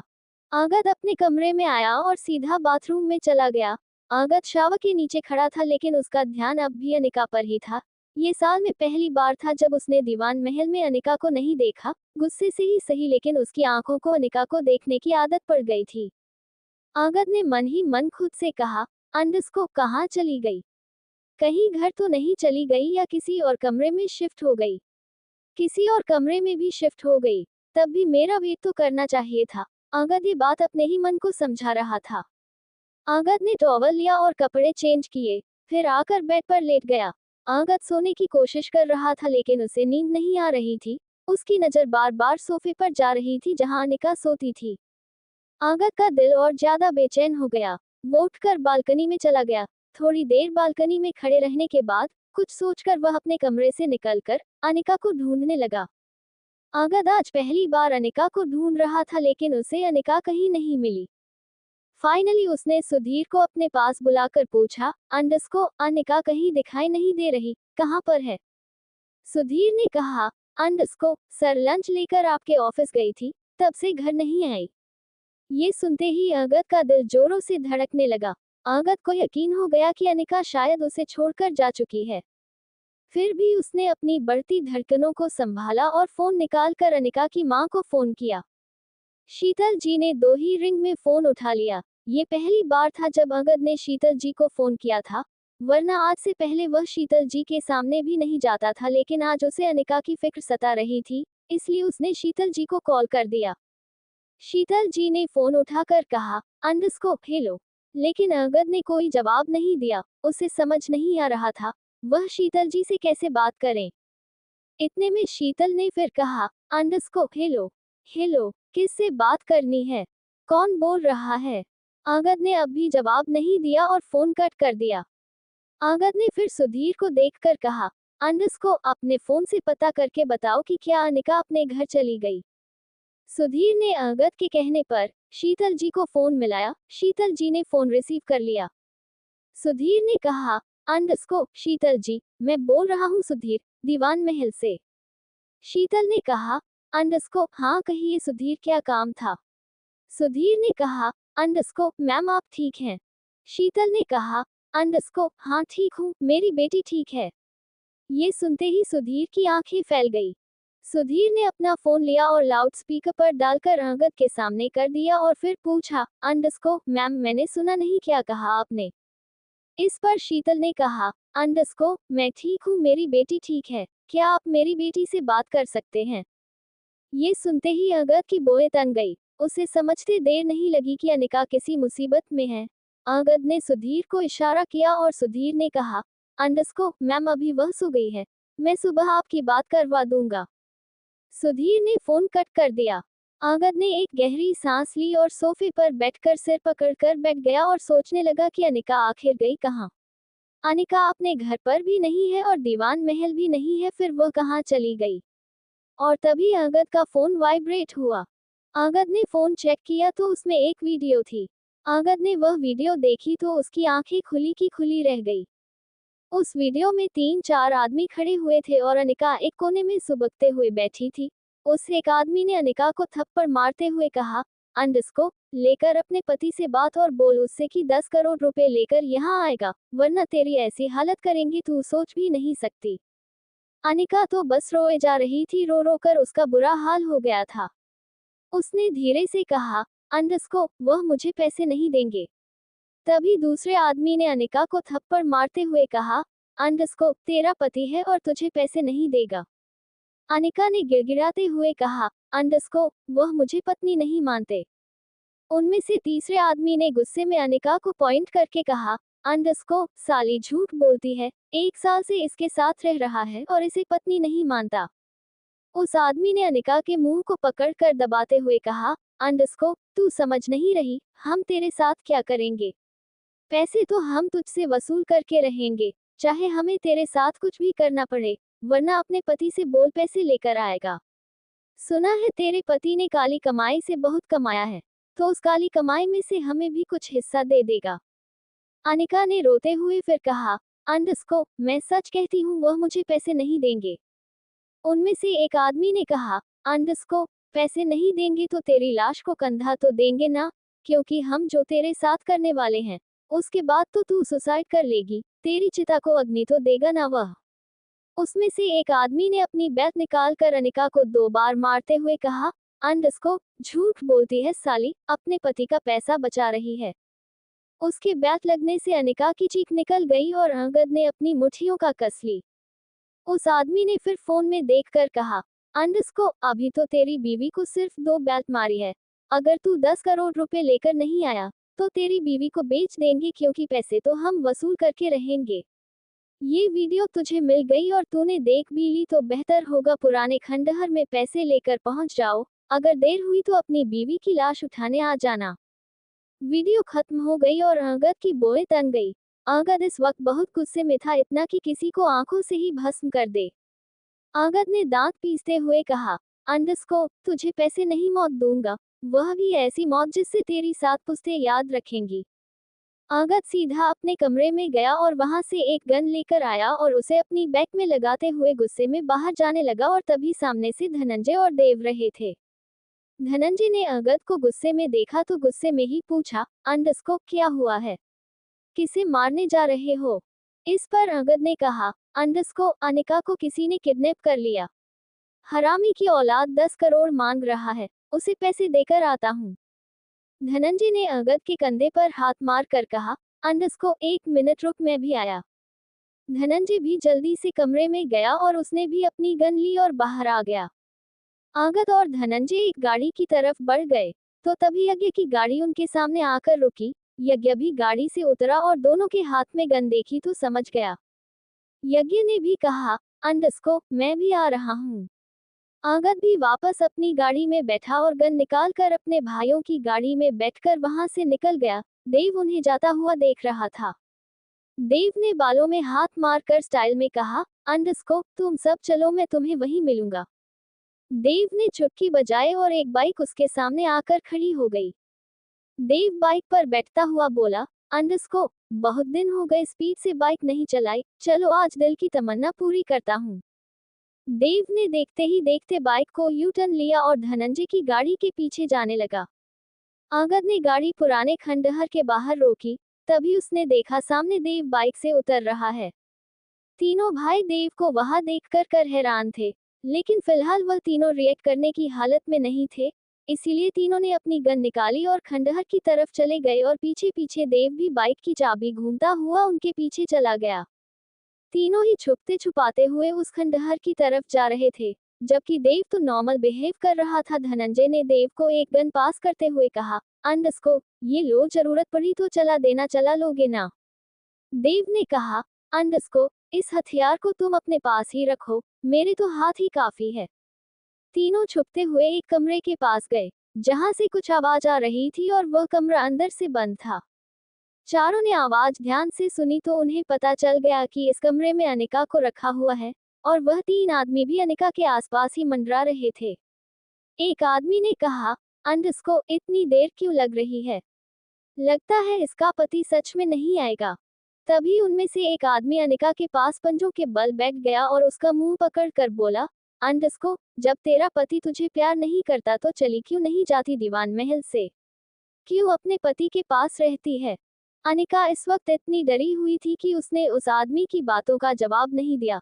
वह तो बस रो रही थी और भगवान से प्रार्थना कर रही थी कि काश सच में अंगद उसे बचाने आ जाए। तभी दूसरे आदमी ने कहा, अंडस्को, अब छोड़ना इसे, यह ऐसी ही लड़कियां होती हैं, इन्हें पैसों से मतलब होता है। पड़ी होगी अपने पति के पास पैसों के लिए, अय्याशी किसी और के साथ करती होगी और रहती अपने पति के साथ होगी।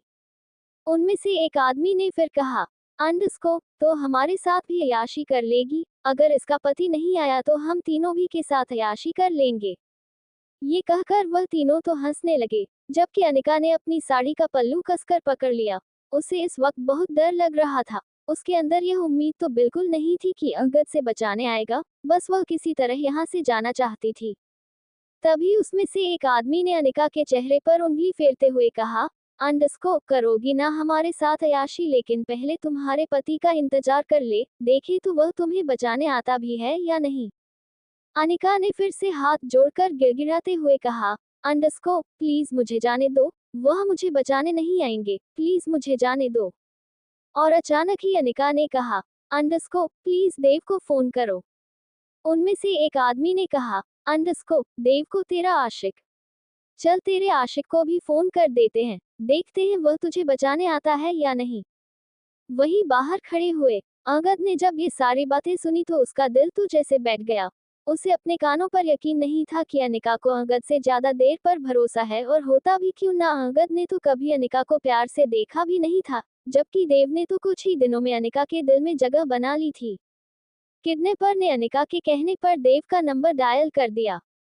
देव ने अपना फोन निकाला और उसे लाउड स्पीकर पर कर दिया, ताकि अंगद उसकी पूरी बात सुन ले।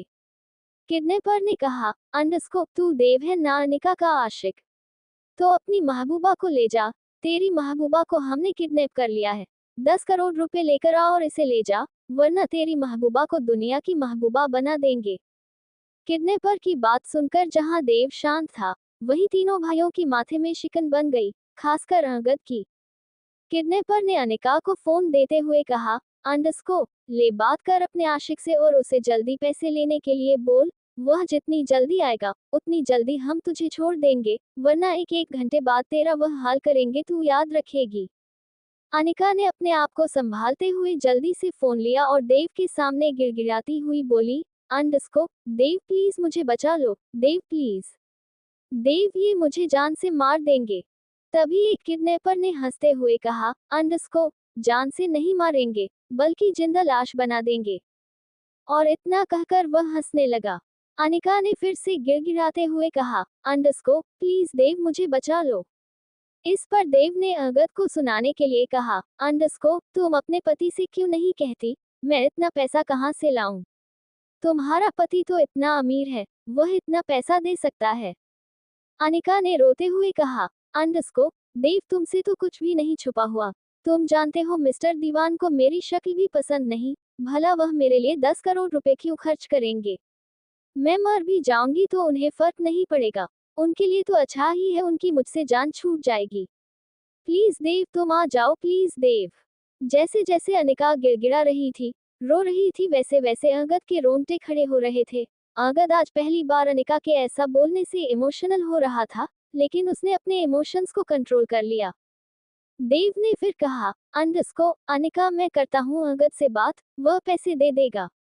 अनिका ने फिर कहा, अंडस्को, देखो वह पैसे नहीं देंगे, मैं जानती हूँ उनकी जिंदगी में पैसा बहुत अहमियत रखता है। अगले ही पल अनिका ने फिर से रोते हुए कहा, अंडस्को, देव अगर तुम नहीं आ सकते तो जो हो रहा है होने दो, बस अंगद से यह कह देना मेरी अंतिम इच्छा समझकर मेरे परिवार का ध्यान रखें। अनिका की यह बात सुनकर कहीं ना कहीं अंगद की आंखें लाल हो रही थी। ऐसा लग रहा था जैसे उसकी आंखों से आंसू टपक जाएंगे, लेकिन फिर भी अंगद इतना कमजोर नहीं था। उसने स्ट्रिक्टली अपने आंसुओं को हैंडल किया और अगले ही पल गेट के लॉक में गन फायर कर दी। गेट खुल गया और चारों अंदर चले गए। किडनैपर ने उन चारों को देखा तो हैरानी से उन चारों को देखने लगे। अंगद सीधा गया और उसने गन किडनैपर के माथे पर पॉइंट करके कहा, अंडरस्को, क्या बोल रहा था तू? अब बोल। वहीं अनिका अंगद को वहां देखकर हैरान थी, लेकिन अभी वह इतना डर रही थी कि चुपचाप सुबकती हुई सी कोने में बैठी हुई थी। अंगद ने एक नजर अनिका को देखा तो अनिका और ज्यादा सहम गई। तभी देव अनिका के पास आया। देव को देखकर अनिका ने देव को झटके से गले लगा लिया और फूट फूट कर रोने लगी। देव अनिका के पास ही बैठा रहा, उसकी कमर को रब करता रहा और बोला, अंडरस्को, अनिका, कुछ नहीं हुआ, हम आ गए। लेकिन अनिका का रोना कम ही नहीं हो रहा था। उसे यकीन नहीं था कि सच में देव और अंगद उसे बचाने आए हैं। वह तो अब भी देव के गले लगकर रोए जा रही थी। तभी धनंजय ने कहा, अंडरस्को, देव अनिका को लेकर जाओ, हम इन तीनों को नरक के दर्शन करवा दे।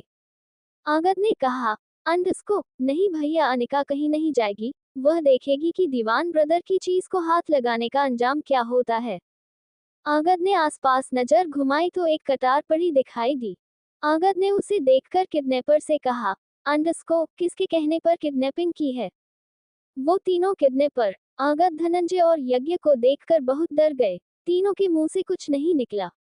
इतने में धनंजय ने फिर चिल्ला कर कहा, अंडरस्को, मेरा भाई कुछ पूछ रहा है। किसके कहने पर किडनैपिंग की है? उन तीनों में से एक आदमी ने डरते हुए कहा, अंडरस्को, मिस्टर निशांत ओबरॉय के। निशांत ओबरॉय वही था जिसे अंगद ने सुबह अपने केबिन में एक पंच मारकर भगा दिया था। अंगद को समझते देर नहीं लगी कि निशांत ओबरॉय ने ऐसा क्यों किया, क्योंकि वह अनिका को पाना चाहता था। धनंजय ने एक आदमी को पकड़ा और उसकी कॉलर पकड़कर दांत पीसते हुए कहा, अंडरस्को, तो निशांत की हिम्मत इतनी बढ़ गई कि वह दीवान ब्रदर से टकराएगा। धनंजय ने बंदूक निकाली और उस आदमी को पॉइंट करके जैसे ही चलाने को हुआ, अंगद ने कहा, अंडरस्को, नहीं भैया, गोली नहीं मारेंगे, मौत से बदतर जिंदगी बनाएंगे इनकी, इन्होंने अनिका को छूने की गलती की है। धनंजय ने उस आदमी को पकड़ लिया और उस आदमी का हाथ यज्ञ ने पकड़ लिया। अंगद के हाथ में जो कटार थी, उस कटार से अंगद ने एक ही पल में उस आदमी का हाथ काट दिया। ये देखकर अनिका की चीख निकल गई और वह देव की गोद में ही बेहोश हो गई और देव के मुंह से निकला, अंडरस्को, ये तो सच में जालिम है। जिस आदमी का हाथ काटा था वह जमीन पर गिर पड़ा। उस आदमी को देखकर बाकी दो आदमियों की भी सांस तो जैसे अटैक की गई थी। वह दोनों आदमी झटके से घुटने पर बैठे और दीवान ब्रदर्स के सामने गिड़गिड़ाने लगे, लेकिन दीवान ब्रदर की आंखों में तो जैसे खून उतर आया था। अंगद ने अपनी बंदूक ली और एक आदमी के घुटने पर चला दी। धनंजय ने भी बंदूक निकाली और एक आदमी के लोअर पार्ट में चला दी। अंगद ने बंदूक यज्ञ को पास की और यज्ञ ने वह बंदूक अपने पास रख ली। अंगद अनिका के पास आया और उसने अनिका को गोद में उठाकर उस कमरे से बाहर चला गया। देव तो उन तीनों को देख रहा था। धनंजय ने देव का हाथ पकड़ा और उसे उस कमरे से बाहर लेकर आया और यज्ञ ने वह कमरा बाहर से बंद कर दिया। धनंजय ने कहा, अंडरस्को, साले तड़प तड़प कर मर जाएंगे। देव तो बहुत ज्यादा हैरान था। धनंजय ने कहा, अंडरस्को, इसलिए तुझे साथ लेकर नहीं आए थे, लेकिन तू तो हमसे पहले ही पहुंच गया। पांचों ही बाहर आ गए। अंगद ने अनिका को गाड़ी की बैक सीट पर बैठाया और खुद उसके बराबर में बैठ गया। यज्ञ ने ड्राइविंग सीट संभालते हुए कहा, अंडरस्को, साले आए थे दीवान ब्रदर से टकराने। यज्ञ ने गाड़ी स्टार्ट कर दी और फिर धनंजय को देखकर कहा, अंडरस्को, भैया आ जाए। धनंजय ने कहा, अंडरस्को, तुम दोनों जाओ, मैं देव के साथ आऊंगा। यज्ञ गाड़ी लेकर वहां से चला गया। देव अभी कुछ नहीं बोल रहा था। कहीं ना कहीं वह तीनों भाइयों की क्रूरता देखकर हैरान था। धनंजय ने देव के कंधे पर हाथ मारकर कहा, अंडरस्को, अब खड़ा क्या है, चल हम भी चलते हैं। धनंजय जानता था कि देव इस वक्त बाइक नहीं चला सकता हूँ। धनंजय ने देव की बाइक स्टार्ट की और देव को पीछे बैठने के लिए कहा। देव धनंजय के पीछे बैठ गया, लेकिन देव अभी बहुत ज्यादा हैरान था। धनंजय ने बाइक चलाना स्टार्ट कर दिया। धनंजय बाइक चला रहा था और देव आसमान में देख रहा था। देव को आसमान में महारानी परी दिखाई दे रही थी जो मुस्कुराकर देव को ही देख रही थी। देव ने महारानी परी को देखकर मन ही मन कहा, ये किन राक्षसों के बीच भेज दिया आपने मुझे। महारानी परी ने कहा, देव अब मुझे दोष मत दो, तुम्हें ही जल्दी थी दीवान ब्रदर को मजा चखाने की, अब पता चला ये दीवान ब्रदर्स कितने खतरनाक है। देव ने मासूम सा चेहरा बनाकर महारानी परी को देखते हुए कहा, महारानी परी वह तो मैं इंसान नहीं हूँ, अगर इंसान होता तो मैं भी अनिका की तरह बेहोश हो जाता। ये भाई तो किसी को मारते हुए जरा सा भी नहीं सोचते, सेकंड से पहले उस आदमी का हाथ धड़ से अलग कर दिया। महारानी परी को देव की मासूमियत पर हंसी आ रही थी। महारानी परी ने कहा, देव हैरान होने से कुछ नहीं होगा, अभी तो तुम्हें ऐसे मंजर बहुत देखने हैं। धनंजय को जब धरा की असलियत पता चलेगी, तब वह धरा के एक एक दुश्मनों को ऐसे ही मारेगा, वह सब तुम अपनी आंखों से देखोगे, इसलिए अपने मन को मजबूत कर लो। देव ने महारानी परी की तरफ देखकर मन ही मन हाथ जोड़कर कहा, महारानी परी, क्या मुझे इस मिशन से कुछ दिनों की छुट्टी नहीं मिल सकती है? वह क्या है ना, मेरा जी खराब हो रहा है, मैंने आज पहली बार ऐसा कुछ देखा है, मुझे उल्टी आने को हो रही है। महारानी परी ने मुस्कुरा कर कहा, देव बस बहुत हुआ, अपने मिशन पर ध्यान दो, इन तीनों को तुम्हें एक आम आदमी बनाना है। ये बात बोलकर महारानी परी गायब हो गई और देव के चेहरे पर फिर से उदासी आ गई। देव ने महसूस किया कि धनंजय फुल स्पीड में बाइक चला रहा है। आज पहली बार देव को धनंजय से डर लग रहा था। धनंजय ने भी महसूस कर लिया कि देव डर रहा है। धनंजय ने हल्का सा मुस्कुरा कर कहा, क्या हुआ देव, स्पीड कम करूं? देव ने ना में गर्दन हिला दी। देव की हालत देखकर धनंजय को कहीं ना कहीं जीत महसूस हो रही थी, क्योंकि अब तक देव ही धनंजय पर भारी पड़ा था, लेकिन आज पहली बार धनंजय देव पर भारी पड़ गया था। धनंजय ने बाइक की स्पीड और ज्यादा तेज करके कहा, देव डर तो नहीं लग रहा? देव ने फिर से ना में गर्दन हिला दी। धनंजय फ्रंट मिरर में देव की गर्दन को देख रहा था और मन ही मन खुश हो रहा था। थोड़ी देर बाद धनंजय ने बाइक दीवान महल के बाहर रोकी। धनंजय ने देव को उतरने के लिए कहा और देव उतर गया। धनंजय भी बाइक से उतर गया और उसने फिर देव के दिल पर उंगली रखकर कहा, अगर यह बात तुमने किसी बाहर वाले को बताई तो अगली बुलेट यहाँ मारूंगा। देव ने हाँ में गर्दन हिला दी और चुपचाप दीवान महल के अंदर चला गया। देव की हालत देखकर धनंजय के चेहरे पर मुस्कुराहट आ गई। वही अंगद अनिका को बेडरूम में ले आया था। अनिका अभी बेहोश थी। अंगद ने फोन करके डॉक्टर को भी बुला लिया था। वह लेडीज डॉक्टर वापस आई जो पहले धरा को देखने आई थी। उस डॉक्टर का नाम सुनीता था और उसकी उम्र करीब 50 साल थी। डॉक्टर सुनीता ने अनिका को चेकअप किया और बोली, डर के मारे बेहोश हुई है, सुबह तक होश आ जाएगा। डॉक्टर सुनीता वहां से चली गई और अंगद कमरे में इधर उधर टेंशन से चक्कर लगाने लगा। अंगद के कानों में अब भी अनिका की आवाज गूंज रही थी, वह मुझे प्यार नहीं करते, वह मुझे बचाने नहीं आएंगे, मैं मर भी जाऊंगी तो उन्हें फर्क नहीं पड़ता। वह आवाज अंगद को परेशान कर रही थी। वह आवाज अंगद को इतना परेशान कर रही थी कि अंगद इतना बेचैन हो गया, उसे समझ नहीं आ रहा था वह क्या करे।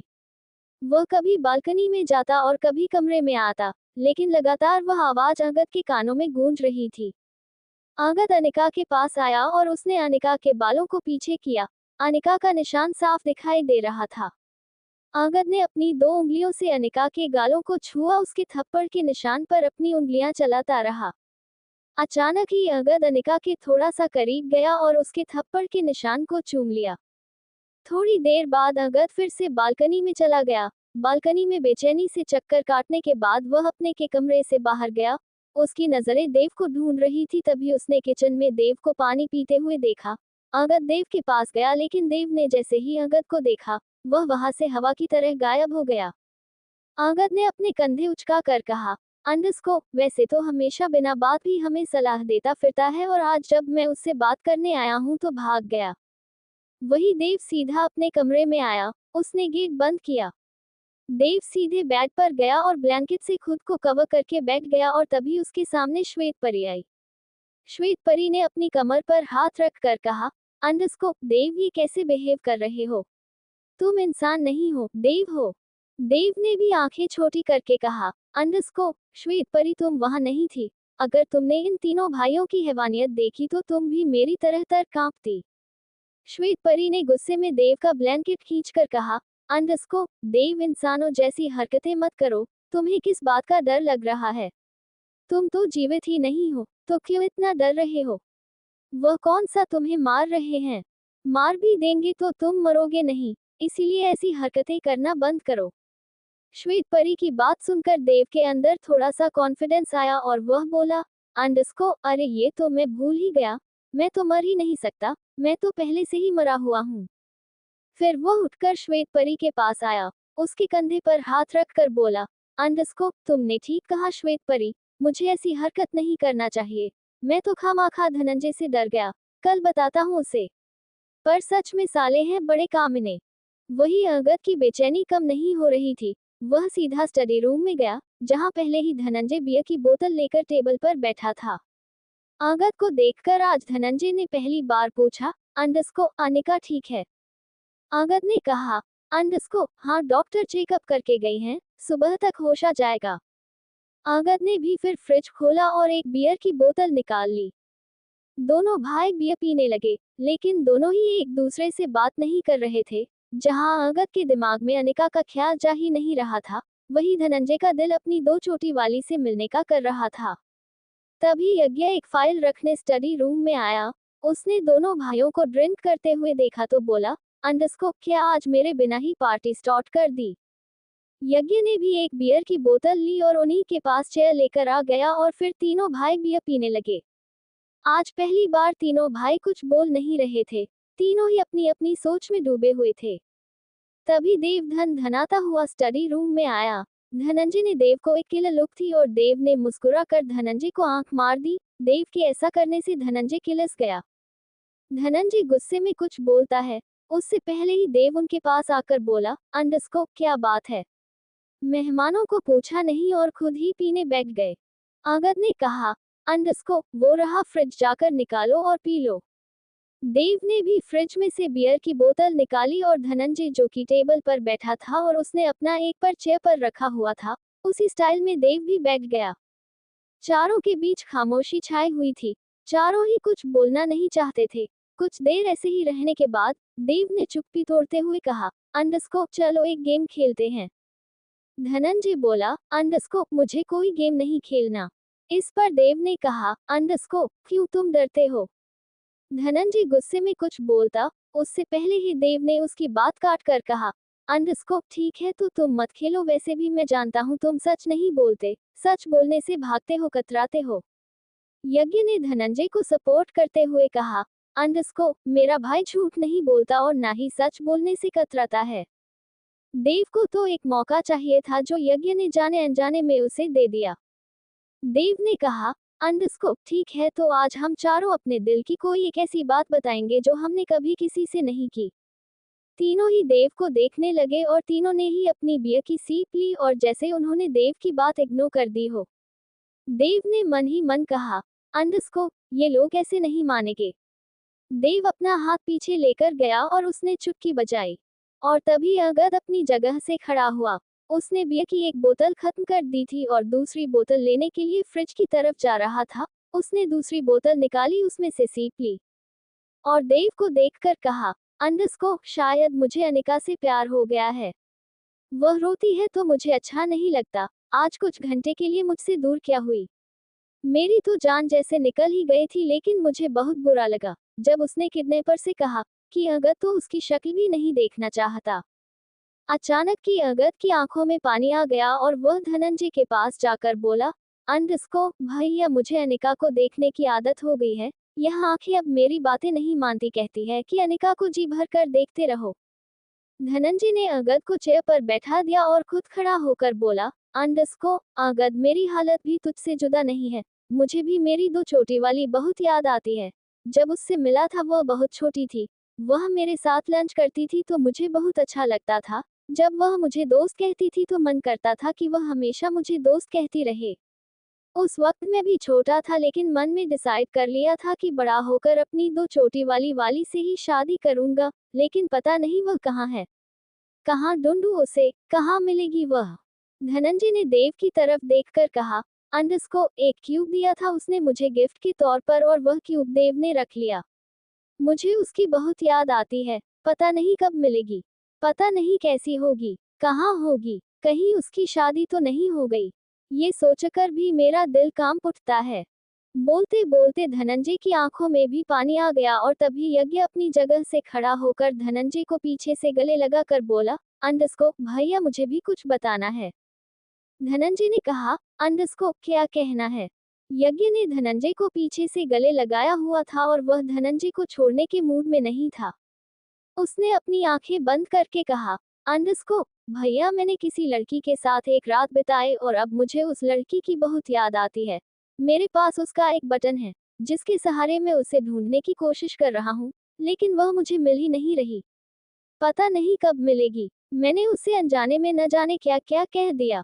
उसके लिए एक लेटर छोड़ दिया जिसमें मैंने उसे जी भर कर बुरा कहा, लेकिन वह लड़की गलत नहीं थी, वह प्यो थी। यज्ञ ने फिर धनंजय को छोड़ दिया और कुर्सी पर बैठ गया।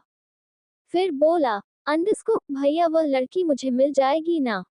मैं एक बार उस लड़की से मिलना चाहता हूँ, एक बार उसे देखना चाहता हूँ, एक बार उससे बात करना चाहता हूँ, एक बार उससे माफी मांगना चाहता हूँ। भैया मैंने उसे 1 करोड़ रुपए भी ऑफर किए, लेकिन उस लड़की ने वह पैसे भी नहीं लिए। कहते कहते यज्ञ की आंखों में भी पानी आ गया। ये तीनों भाई नशे की हालत में अपने दिल की बात नहीं कर रहे थे बल्कि देव की चुटकी बजाने से कर रहे थे। देव तो तीनों को देखकर हैरान था और फिर वही मन ही मन बोला, अंडस्को अपने दिल में इतना सब कुछ छुपा कर बैठे हैं, लेकिन बोलते हुए इनकी ऐसी तैसी होती है। तीनों भाइयों की आंखों में हल्का हल्का सा पानी था। तीनों ने ही बियर की 2-2 बोतल पी ली थी। तभी अगद ने कहा, अंडस्को मैं सोने जा रहा हूँ भैया।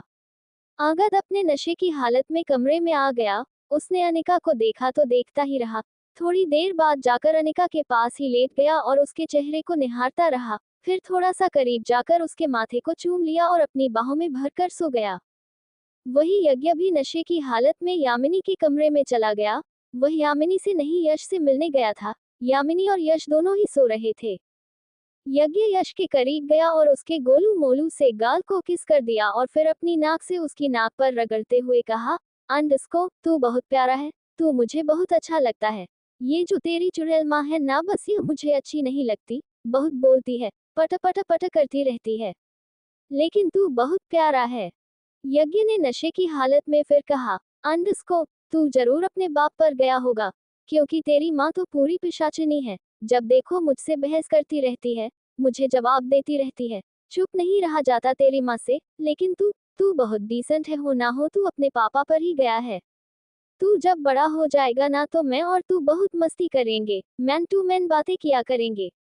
मैं तुझे पूरी दुनिया घुमाऊंगा, तेरे लिए बहुत सारे खिलौने लाकर दूंगा, पर ये तेरी माँ है ना, देख जरा कितने चैन से सो रही है। अचानक ही यज्ञ का ध्यान सोई हुई अनिका पर गया और यज्ञ ने कहा, अंडस्को ये जो तेरी माँ है ना सच में बहुत सुंदर है, बहुत प्यारी, सोते हुए कितनी मासूम लगती है। कहते कहते अचानक यज्ञ ने यामिनी के बालों को चूम लिया। यज्ञ ने फिर यश के गालों को चुम्मा और उसके बराबर में लेट गया। यज्ञ यश से बात करता हुआ उसी के बराबर में लेट गया। यज्ञ ने यश की उंगलियों में अपनी उंगली फंसा ली और उसे चूम कर धीरे धीरे नींद की आगोश में चला गया। यामिनी जो कि यश की दूसरी तरफ लेटी हुई थी, उसे खबर भी नहीं हुई कि यज्ञ नशे की हालत में उसी के पास आकर सो गया। वही जब धनंजय नशे की हालत में अपने कमरे में गया तो धरा बालकनी में खड़ी हुई थी। धनंजय भी अपने लड़खड़ाते हुए कदमों से धरा के पास चला गया। धनंजय ने जैसे ही धरा के कंधे पर हाथ रखा, धरा डर गई। धनंजय ने धरा के डरे हुए चेहरे को देखकर कहा, अंडस्को डरो मत, मैं हूं धनंजय। धरा ने धनंजय को इस हालत में देखा तो वह अंदर तक सहम गई। उसे याद था पिछली बार जब धनंजय ड्रिंक करके उसके पास आया था, तो अगली सुबह धनंजय ने ही उसे बेइज्जत करके कमरे से निकाल दिया था। धरा डरी हुई नजरों से धनंजय को देख रही थी। अचानक ही धनंजय ने धरा को गले लगा लिया और अपनी बाहें मजबूत करते हुए कहा, अंडस्को मुझे बताओ तुम्हारे साथ क्या हुआ। धनंजय दीवान वादा करता है, उसकी खाल उधेड़ देगा। धनंजय की बात सुनकर धरा की आंखें फैल गई। धरा को अपने कानों पर यकीन नहीं हुआ। इतने में धनंजय ने फिर कहा, अंडस्को धरा तुमसे कह रहा हूँ, बताओ मुझे, तुम्हें किसने परेशान किया, तुम्हें किसने टॉर्चर किया। धनंजय दीवान उसके हाथ काट देगा। धरा कुछ नहीं बोली, बल्कि वह तो धनंजय की बाहों में बहुत ज्यादा डर रही थी। उसे डर था कि धनंजय अभी बेहोशी की हालत में उसके करीब आएगा और फिर सुबह उठते ही उसकी बेइज्जती कर देगा। जबकि धनंजय नशे की हालत में बड़बड़ा रहा था, अंडस्को, बताओ धरा, क्या किया किसी ने तुम्हारे साथ? बताओ धरा। धरा जैसे तैसे धनंजय को संभालती हुई कमरे के अंदर ले आई। धरा ने धनंजय को बेड पर लेटा दिया। धरा ने धनंजय के सिर के नीचे तकिया लगाया, उसके शूज रिमूव किए और फिर उसे ब्लैंकेट उड़ा दिया। धरा जैसे ही धनंजय के पास से उठी, धनंजय ने उसका हाथ पकड़कर अपने ऊपर खींच लिया और अपनी पकड़ उस पर मजबूत करते हुए कहा, अंडस्को, धरा, तुमने मेरे सवालों का जवाब नहीं दिया। बताओ वह कौन है जिसने तुम्हारे साथ बदसलूकी की? जमीन में जिंदा ना गाड़ दिया तो मैं भी राजेश्वर दीवान का बेटा धनंजय दीवान नहीं। धरा धनंजय की बात सुन रही थी लेकिन कुछ बोली नहीं। खुद को धनंजय की बाहों से आजाद करना चाहती थी, लेकिन कर नहीं पाए। धनंजय ने धरा को मजबूती से पकड़ा हुआ था और थोड़ी देर बाद बदबदाते हुए धनंजय सो गया। धरा अब भी खुद को छुड़ाना चाहती थी, लेकिन नींद में भी धनंजय ने धरा को मजबूती से पकड़ा हुआ था। थक हार कर धरा ने भी अपना सिर धनंजय के सीने पर रख लिया और उसकी आंखों से आंसू आ गए। धरा ने अपनी आंखें बंद की और से कुछ याद आया। एक आदमी 10 साल की लड़की को हाथ पकड़कर खींच रहा था और तभी उसने उसे एक कमरे की तरफ धकेल कर कहा, अंडस्को, चुपचाप जाओ, अंदर जाओ, जो वह कहे करो और अगर तुमने ऐसा नहीं किया तो मेरी बैठ खाने के लिए तैयार रहना। वह लड़की गिड़गिड़ाते हुए बोली, अंडस्को, पापा को गंदा आदमी है, मुझे उसके पास नहीं जाना। प्लीज पापा, मुझे उसके पास मत भेजिए, वह बहुत गंदा है। उस आदमी ने कहा, अंडस्को, मैं तुम्हारा पापा नहीं हूँ और मुझे अपना पापा मत कहा करो, वरना आज ही तुम्हारी जान ले लूंगा। तुम्हारे मुंह से पापा सुनना मुझे गाली लगता है। तुम मेरी औलाद नहीं हो, समझी तुम? अब जाओ अंदर, इससे पहले कि मेरा गुस्सा तुम पर फूट जाए। उस आदमी ने उस लड़की के बाल पकड़े और उसे कमरे में धकेल दिया। वह लड़की रोते हुए उसे कमरे में चली गई। वह लड़की इस वक्त बहुत डर रही थी।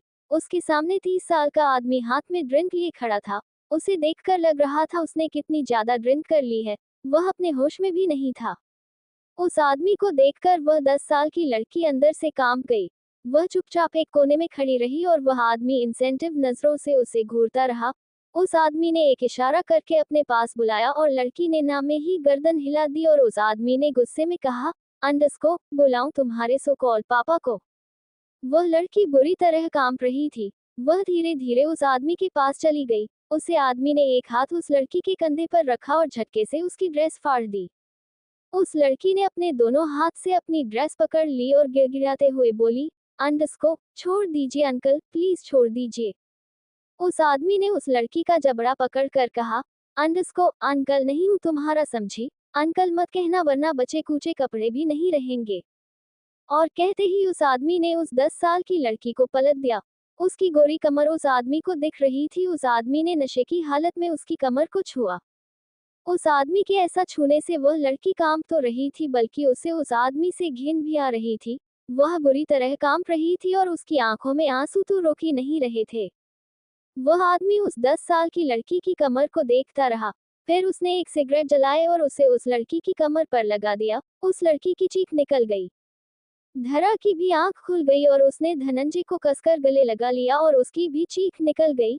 इतनी जोर से चीखी थी कि धनंजय की आंख खुल गई।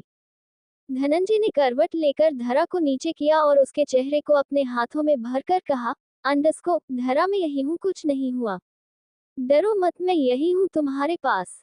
धरा ने कसकर धनंजय को गले लगा लिया। धरा बुरी तरह कांप रही थी। धनंजय ने धरा पर अपनी पकड़ मजबूत करते हुए कहा, अंडस्को, मैं हूं ना, कुछ नहीं होगा, सो जाओ।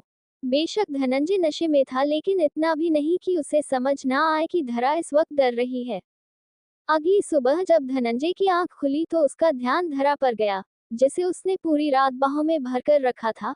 धनंजय ने धरा का चेहरा देखा तो देखता ही रहा। आज पहली बार धनंजय ने धरा को ध्यान से देखा था। सच में धरा खूबसूरत थी। धनंजय ने नोटिस किया कि धरा के चेहरे पर आंसू सूख गए हैं। धनंजय को समझते देर नहीं लगी कि धरा रात को रोकर सोई है। अचानक ही धनंजय ने धरा के माथे को चुनकर कहा, अंडस्को, धरा, मैं वादा करता हूँ, उस आदमी को कहीं से भी ढूंढ निकालूंगा, उसे ऐसी मौत दूंगा कि उसकी रूह तक कांप जाएगी, मौत की भीख मांगेगा, लेकिन उसके नसीब में तड़प ही हासिल होगी। अगर मैंने उसे तड़पा तड़पा कर ना मार तो मेरा नाम भी धनंजय दीवान नहीं। इतना कहकर धनंजय ने फिर से धरा का चेहरा चूम लिया और फिर वॉशरूम में चला गया। वहीं दूसरी तरफ अनिका की धीरे धीरे आंखें खुली तो उसने अपने करीब अंगद को देखा। अंगद को देखकर अनिका को कल की घटना याद आ गई, जब अंगद ने कितनी बेरहमी से उस किडनैपर के हाथ को काट दिया था और फिर उन तीनों को वहीं बंद कर दिया था। ये देखते ही अनिका की आंखें भर आए। अनिका डर के मारे कांपने लगी। वह अंगद से दूर होने लगी, लेकिन अंगद ने अपनी पकड़ बहुत मजबूत की हुई थी। अनिका बहुत देर से अंगद की बाहों से छूटने की कोशिश कर रही थी। अनिका की इतनी कोशिश करने से अंगद की आंख खुल गई। अंगद अपने होश में आया और उसने अनिका को अपनी बाहों से आजाद कर दिया। अनिका जल्दी से बेड से उतर गई और कोने में जाकर खड़ी हो गई। अनिका को अंगद से बहुत डर लग रहा था। अनिका की हरकत से अंगद हैरान था। अंगद ने हैरानी से अनिका को देखा तो उसे कल रात का किस्सा याद आ गया और अंगद ने अपने सिर पर हाथ मार दिया, लेकिन अनिका तो अंगद को देखकर बुरी तरह कांप रही थी। अंगद ने कहा, अंडस्को, मैं जिम में जा रहा हूँ, फ्रेश होकर मेरे लिए नाश्ता रेडी कर दो। अनिका अपनी जगह ही खड़ी रही, 1 इंच भी नहीं हिली। अंगद ने ना में गर्दन हिलाए और कमरे से बाहर चला गया। अंगद के जाते ही अनिका के अंदर जान आए और वह अपने कपड़े लेकर वॉशरूम में चली गई। अंगद जब जिम में गया तो वहां धनंजय पहले ही मौजूद था। धनंजय गुस्से में पंचिंग बैग को हिट कर रहा था। अंगद गया और जाकर ट्रेडमिल पर भागने लगा। करीब आधे घंटे बाद धनंजय ने पंचिंग बैग को रेस्ट दिया और बोला, अंडस्को, आज यज्ञ नहीं आएगा। अंगद ने अपने कंधे उचक कर कहा, अंडस्को, मुझे नहीं पता, शायद सो रहा होगा। वहीं दूसरी तरफ यज्ञ की जब आंख खुली तो उसने अपने सामने धुंधली सी तस्वीर देखी। यज्ञ ने जैसे ही अपनी आंखें अच्छे से साफ करके देखा तो यामिनी हाथ में झाड़ू लेकर खड़ी थी। यज्ञ ने जैसे ही यामिनी का ये रूप देखा झट से बैठ गया। उसने अपने पास देखा जहां यश बैठकर टॉय खेल रहा था। उसके चेहरे पर एक मुस्कुराहट थी। यज्ञ ने यश को देखा तो यश ने अपने 2 दांत दिखा दिए। यज्ञ ने फिर चोर नजरों से यामिनी को देखा, जो हाथ में झाड़ू पकड़े खड़ी थी। यज्ञ को 1 सेकंड में ही याद आ गया कि कल रात वह नशे की हालत में यामिनी के कमरे में आ गया और फिर यश से बात करता हुआ वहीं सो गया। यज्ञ को तो पहली बार यामिनी से डर रहा था। यज्ञ धीरे से बेड से खड़ा हुआ और 2 कदम पीछे हटकर बोला, अंडस्को, यामिनी, मैं कल गलती से यहाँ आ गया, मुझे यश की याद आ रही थी।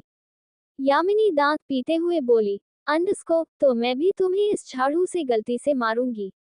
यज्ञ ने अपना सलाइवा घटकते हुए कहा, अंडस्को, समझने की कोशिश करो, मैं सच कह रहा हूँ, गलती से आया था, तुम्हें यकीन नहीं आता तो यश से पूछ लो। यज्ञ ने यश की तरफ देखा, अपने 2 दांत दिखा दिए। यश इतना क्यूट लग रहा था। यश को देखकर यज्ञ के चेहरे पर भी मुस्कुराहट आ गई। फिर बोला, अंडस्को, हंस क्या रहा है? बता अपनी माँ को कि मैं गलती से आया हूँ। यश तो अपने टॉय खेल रहा था और यज्ञ को देखकर हंस रहा था। यश इतना प्यारा लग रहा था कि कुछ सेकंड के लिए यज्ञ की नजर यश पर ठहर गई। इतने में यामिनी ने फिर कहा, अंडस्को, मिस्टर दीवान, में कुछ पूछ रही हूँ। आप मेरे कमरे में क्या कर रहे थे? यज्ञ ने दांत पीसते हुए कहा, अंडस्को, तुम 2 घड़ी मुझे इस बच्चे को देखने भी नहीं देती। बताया तो गलती से आ गया, मुझे इसकी याद आ रही थी, फिर मैं यहाँ कब सो गया मुझे याद ही नहीं रहा। यामिनी को भी गुस्सा आ गया। उसने यज्ञ को झाड़ू दिखाते हुए कहा, अंडस्को, एक तो चोरी ऊपर से सीना चोरी। आपके पापा कुछ दिनों के लिए घर से क्या गए? आप तो बदतमीजी पर उतर आए हैं, बिना सोचे समझे मेरे कमरे में आकर सो गए। आपको शर्म आती है कि नहीं? मैंने तो सुना था दीवान ब्रदर का कैरेक्टर बहुत साफ सुथरा है। बेशक वह जल्लाद है, लेकिन लड़कियों के मामले में बहुत सिंसियर है। लेकिन आपको देखकर तो कुछ और ही लगता है। मुझे ऐसा क्यों लगता है कि यश का नाम लेकर आप मेरे लिए इस कमरे में आए थे? आपको शर्म नहीं आती कि मैं एक बच्चे की माँ भी हूँ? यज्ञ ने कहा, अंडस्को, ओ हीरोइन, अपने आप को इतनी इम्पोर्टेंस मत दो कि मैं खुश होकर तुम्हारे कमरे में आऊंगा। मैं बस यश से मिलने आया था और फिर मैं यही सो गया। अपनी शक्ल देखी है तुमने? छिपकली भी तुमसे ज्यादा सुंदर होती है। इस गलतफहमी में मत जीना कि मैं तुम्हारे लिए इस कमरे में आया था। तुम तो सारी जिंदगी भी मेरे आगे पीछे घूमोगी तो तब भी मैं तुम्हें भाव ना दूं और अलग ही एटीट्यूड पाल के बैठी हो। कि मैं तुम्हारे पीछे आया था, शक्ल देखी है बंदरिया सी। यामिनी ने भी झाड़ू दिखाते हुए कहा, अंडस्को, अगर इतनी ही बुरी शक्ल है मेरी, तो कल रात इस कमरे में मदारी बनकर क्यों आए थे? यज्ञ गुस्से में यामिनी को उंगली दिखा रहा था। तभी यामिनी ने एक झाड़ू यज्ञ को मरने के लिए उठाए, लेकिन झाड़ू यज्ञ को लगती उससे पहले ही यज्ञ कमरे से भाग गया। यामिनी ने चिल्लाते हुए कहा, अंडस्को, आज के बाद मेरे कमरे के आसपास भी भटक गए ना तो झाड़ू से मार मार कर बंदर बना दूंगी। यज्ञ वहां से भागता हुआ सीधा अपने कमरे में गया और फिर कपड़े चेंज करके जिम में चला गया। यज्ञ जब जिम में गया तो वहां पहले से ही धनंजय और अंगद मौजूद थे। यज्ञ भी आकर कार्डियो करने लगा, लेकिन यज्ञ के चेहरे पर आज हल्की सी मुस्कुराहट थी, जो न ही धनंजय से छुपी और न ही अंगद से, और यज्ञ को खुश देखकर उनके चेहरे पर भी एक मुस्कुराहट आ गई। फिर भी धनंजय के जहन में धरा का चिल्लाना हिट कर रहा था, वही अंगद के दिमाग में भी अनिका का डरना चल रहा था। तभी वहां देवदास आ गया। देव को देखकर तीनों के मुंह बन गए, लेकिन उन्होंने रिएक्ट नहीं किया और अपनी अपनी एक्सरसाइज करते रहे। देव जिम में आया और 1-1 किलो के डंबल उठाकर एक्सरसाइज करने लगा। देव को ऐसे देखकर धनंजय को हंसी आ गई, जिसका साफ मतलब था कि वह देव को चढ़ा रहा है। देव ने कहा, अंडस्को, ऐसे क्यों हंस रहे हो? मैं अपने शरीर के हिसाब से एक्सरसाइज करता हूँ। अंगद ने कहा, अंडस्को, अब तुम इतने हल्के भी नहीं हो कि 1 किलो के डंबल उठाओगे। देव ने डंबल छोड़ दिए और अंगद के पास आकर बोला, अंडस्को, सही कहा तुमने, मुझे एक्सरसाइज करने की जरूरत ही नहीं है। मैं तो तुम तीनों को कंपनी देने आ गया, या कह सकते हो तुम तीनों को थोड़ा सा चिढ़ाने आ गया। तुम तीनों को याद है ना, कल तुम तीनों रो रो कर क्या कह रहे थे? देव की बात सुनकर तीनों को रात की बातें याद आ गई। तीनों ही वह बात अपने दिल से निकालना नहीं चाहते थे, लेकिन देव के मैजिक के आगे किसकी चलती। यज्ञ ने बात संभालते हुए कहा, अंडस्को, वो हम नशे में थे, और नशे में इंसान कुछ भी बोल देता है। देव पलटा धनंजय को देखकर बोला, अंडस्को, ये तो आपसे भी ज्यादा झूठ बोलता है। धनंजय, जो कि पंचिंग बैग को मार रहा था, वह रुक गया और फिर उसने देव को देखकर बोला, अंडस्को, वह झूठ नहीं बोल रहा, हम सब कल नशे में थे इसीलिए कुछ का कुछ बोल रहे थे। देव ने एक हाथ हवा में रखा और स्टाइल में कहा, अंडस्को। दिल की गहराइयां उछलकर छू रही थी जुबान को। कम भक्तों ने सारा क्रेडिट दारू को दे दिया। उद्धरण चिन्ह, कैसे लगी सस्ती शायरी? यज्ञ ने कहा, अंडस्को, देव, हमें एक्सरसाइज करनी है। अगर तुम यहाँ एक्सरसाइज कर रहे हो तो करो, वरना निकलो यहाँ से। इस बारे में हम तीनों भाइयों को कोई बात नहीं करनी। इस पर देव ने कहा, अंडस्को, तुम तीनों भाई इसीलिए उछल रहे हो ना कि कल तुम तीनों नशे में थे? तो चलो होशो हवास में तुम्हारे दिल की बात जुबा पर लाता हूँ। इतना कहकर देव ने अपना एक हाथ पीछे किया और चुटकी बजा दी। धनंजय ने अपने ग्लव्स उतारे और धनंजय इस वक्त बहुत इमोशनल हो गया। देव के जादू का असर धनंजय पर हो चुका था। धनंजय ने टॉवल लिया और अपने चेहरे को साफ किया और चेयर पर बैठकर सिर झुकाकर बोला, अंडस्को, कल धरा डर गई थी। वह क्या डरी? मैं डर गया। मैंने उसे संभाल तो लिया, लेकिन मैं जानना चाहता हूँ उसके पास में क्या हुआ, और यह भी जानता हूँ कि वह कभी खुद से नहीं कहेगी। धनंजय चुप भी नहीं हुआ था। इतने में अंगद ने कहा, अंडस्को, मैं भी क्या करूं? अनिका मुझसे डरती है और इतना डरती है कि उसे देखकर मेरा अंदर ही अंदर दम घुटता है। मैं उसका डर कम कैसे करूं? कैसे उसे अपने करीब करूं? कैसे उसे बताऊं कि मैं उसे प्यार करने लगा हूं? अंगद ने भी आंखों में हल्के से आंसू लेकर कहा, अंडस्को, कल मैंने भी नशे की हालत में यामिनी को किस कर लिया। पता नहीं क्यों माँ बेटे के पास बहुत सुकून मिलता है, लेकिन उसने तो मुझे झाड़ू मारकर कमरे से भगा दिया, और पहली बार मैंने यामिनी को पलटकर जवाब नहीं दिया, वरना कोई लड़की मेरी तरफ घूर भी ले तो मैं उसकी आंखें निकाल देता हूँ। लेकिन यामिनी, वह मुझ पर इतना भड़क रही थी, फिर भी मैंने कुछ नहीं कहा। देव उन तीनों को देख रहा था और तभी उन तीनों ने अपने हाथ को मुंह पर रख लिया और एक दूसरे को हैरानी से देखने लगे। आखिर देव ने उनके दिल की बात होश में भी बुलवा दी थी। उन तीनों की हालत देखकर देव की तो हंसी रुकी नहीं रही थी। देव ने अंगद की कलाई पकड़ी और उसके हाथ नीचे करके कहा, अंडस्को, बोलो ना, कल तो तुम सब नशे में बोल रहे थे, अब तो होश में बोल रहे हो। देव फिर धनंजय के पास गया और उसे गुदगुदी करने लगा, लेकिन धनंजय ने अपने हाथ अपने मुंह से नहीं हटाए। देव ने यज्ञ के गले में अपना एक हाथ डालकर उसे दबाते हुए कहा, अंडरस्कोर बोल बोल, तुझे माँ बेटा के पास सुकून मिलता है, तुझे बेटे के साथ साथ माँ भी चाहिए, बोल बोल। तीनों ने ही जैसे तैसे देव को खुद से दूर किया और वहां से भाग गए। उन तीनों के जाते ही देव तो हंस हंस कर लोटपोट हो गया और तभी श्वेत पर इसके पास आई और हाथ बांध कर बोली, अंडरस्कोर देव, तुम्हें कितनी बार कहा है, कम से कम जादू इस्तेमाल करो, जो जादू तुम्हें पर खर्च कर रहे हो वह जादू वापस नहीं मिलेगा, फिर जब तुम्हें सबसे ज्यादा जादू की जरूरत पड़ेगी तो जादू तुम्हारे पास नहीं होगा, इसलिए अपना जादू सोच समझ कर खर्च करो, अपने जादू को मस्ती में खर्च मत करो। देव ने इरिटेट होकर कहा, अंडरस्कोर मैंने चुटकी बजाई नहीं कि तुम इरिटेट करने आ जाती हो, मुझे पता है मेरे पास 100 चुटकियां है और मुझे उन 100 चुटकियों को सोच समझ कर खर्च करना है, डोंट वरी, मैं आगे से ध्यान रखूंगा। श्वेत परी ने एक बार देव को देखा और फिर गायब हो गई। देव भी अपने कमरे में चला गया। थोड़ी देर में सब नाश्ते की टेबल पर बैठे थे। तीनों भाई की नजरें डाइनिंग टेबल पर गड़ी जा रही थी। वह देव को देखना भी नहीं चाहते थे और तीनों ही डर रहे थे कि कहीं देव सबके सामने उनकी पोल पट्टी ना खोल दे, जबकि देव वह तो पूरे स्टाइल में बैठा हुआ था। देव ने हंसकर सुधीर को देखकर कहा, अंडरस्कोर सुधीर, तुम्हें पता है कल रात क्या हुआ? देव का ये कहना ही था कि तीनों भाइयों ने देव की तरफ देखा और अपने पास रखे कांटे को उठाकर देव की तरफ पॉइंट कर दिया, जैसे कहना चाहता हूं अगर एक और शब्द कहा तो इसी कांटे से तुम्हारे गर्दन काट देंगे। देव ने जब अपनी तरफ 3 कांटे देखे तो हैरान हो गया और फिर मुस्कुरा कर बोला, अंडरस्कोर सुधीर, मैं कह रहा था कि कल रात मैंने गांधी जी के 3 बंदर देखे। देव ने फिर तीनों की तरफ देखा, जो गुस्से में उसे ही देख रहे थे, खासकर धनंजय। देव ने धनंजय को देखकर आंख मार दी और बोला, अंडरस्कोर अगर तुम्हारे पास कोई सुपरनेचुरल पावर होती तुम तो मुझे आंखों से ही भस्म कर देते। देव ने फिर एक एक करके तीनों की कांटे वाली चम्मच ले ली और बोला, अंडरस्कोर अब ज्यादा किलर लुक मत दो, अपना अपना नाश्ता करो, नहीं तो मैं सबको सब कुछ बता दूंगा। तीनों भाइयों चुपचाप नाश्ता करने लगे, क्योंकि तीनों ही जानते थे देव से टकराना उनके बस की बात नहीं। नाश्ता करने के बाद तीनों ही दीवान महल से निकल गए और ऑफिस आ गए।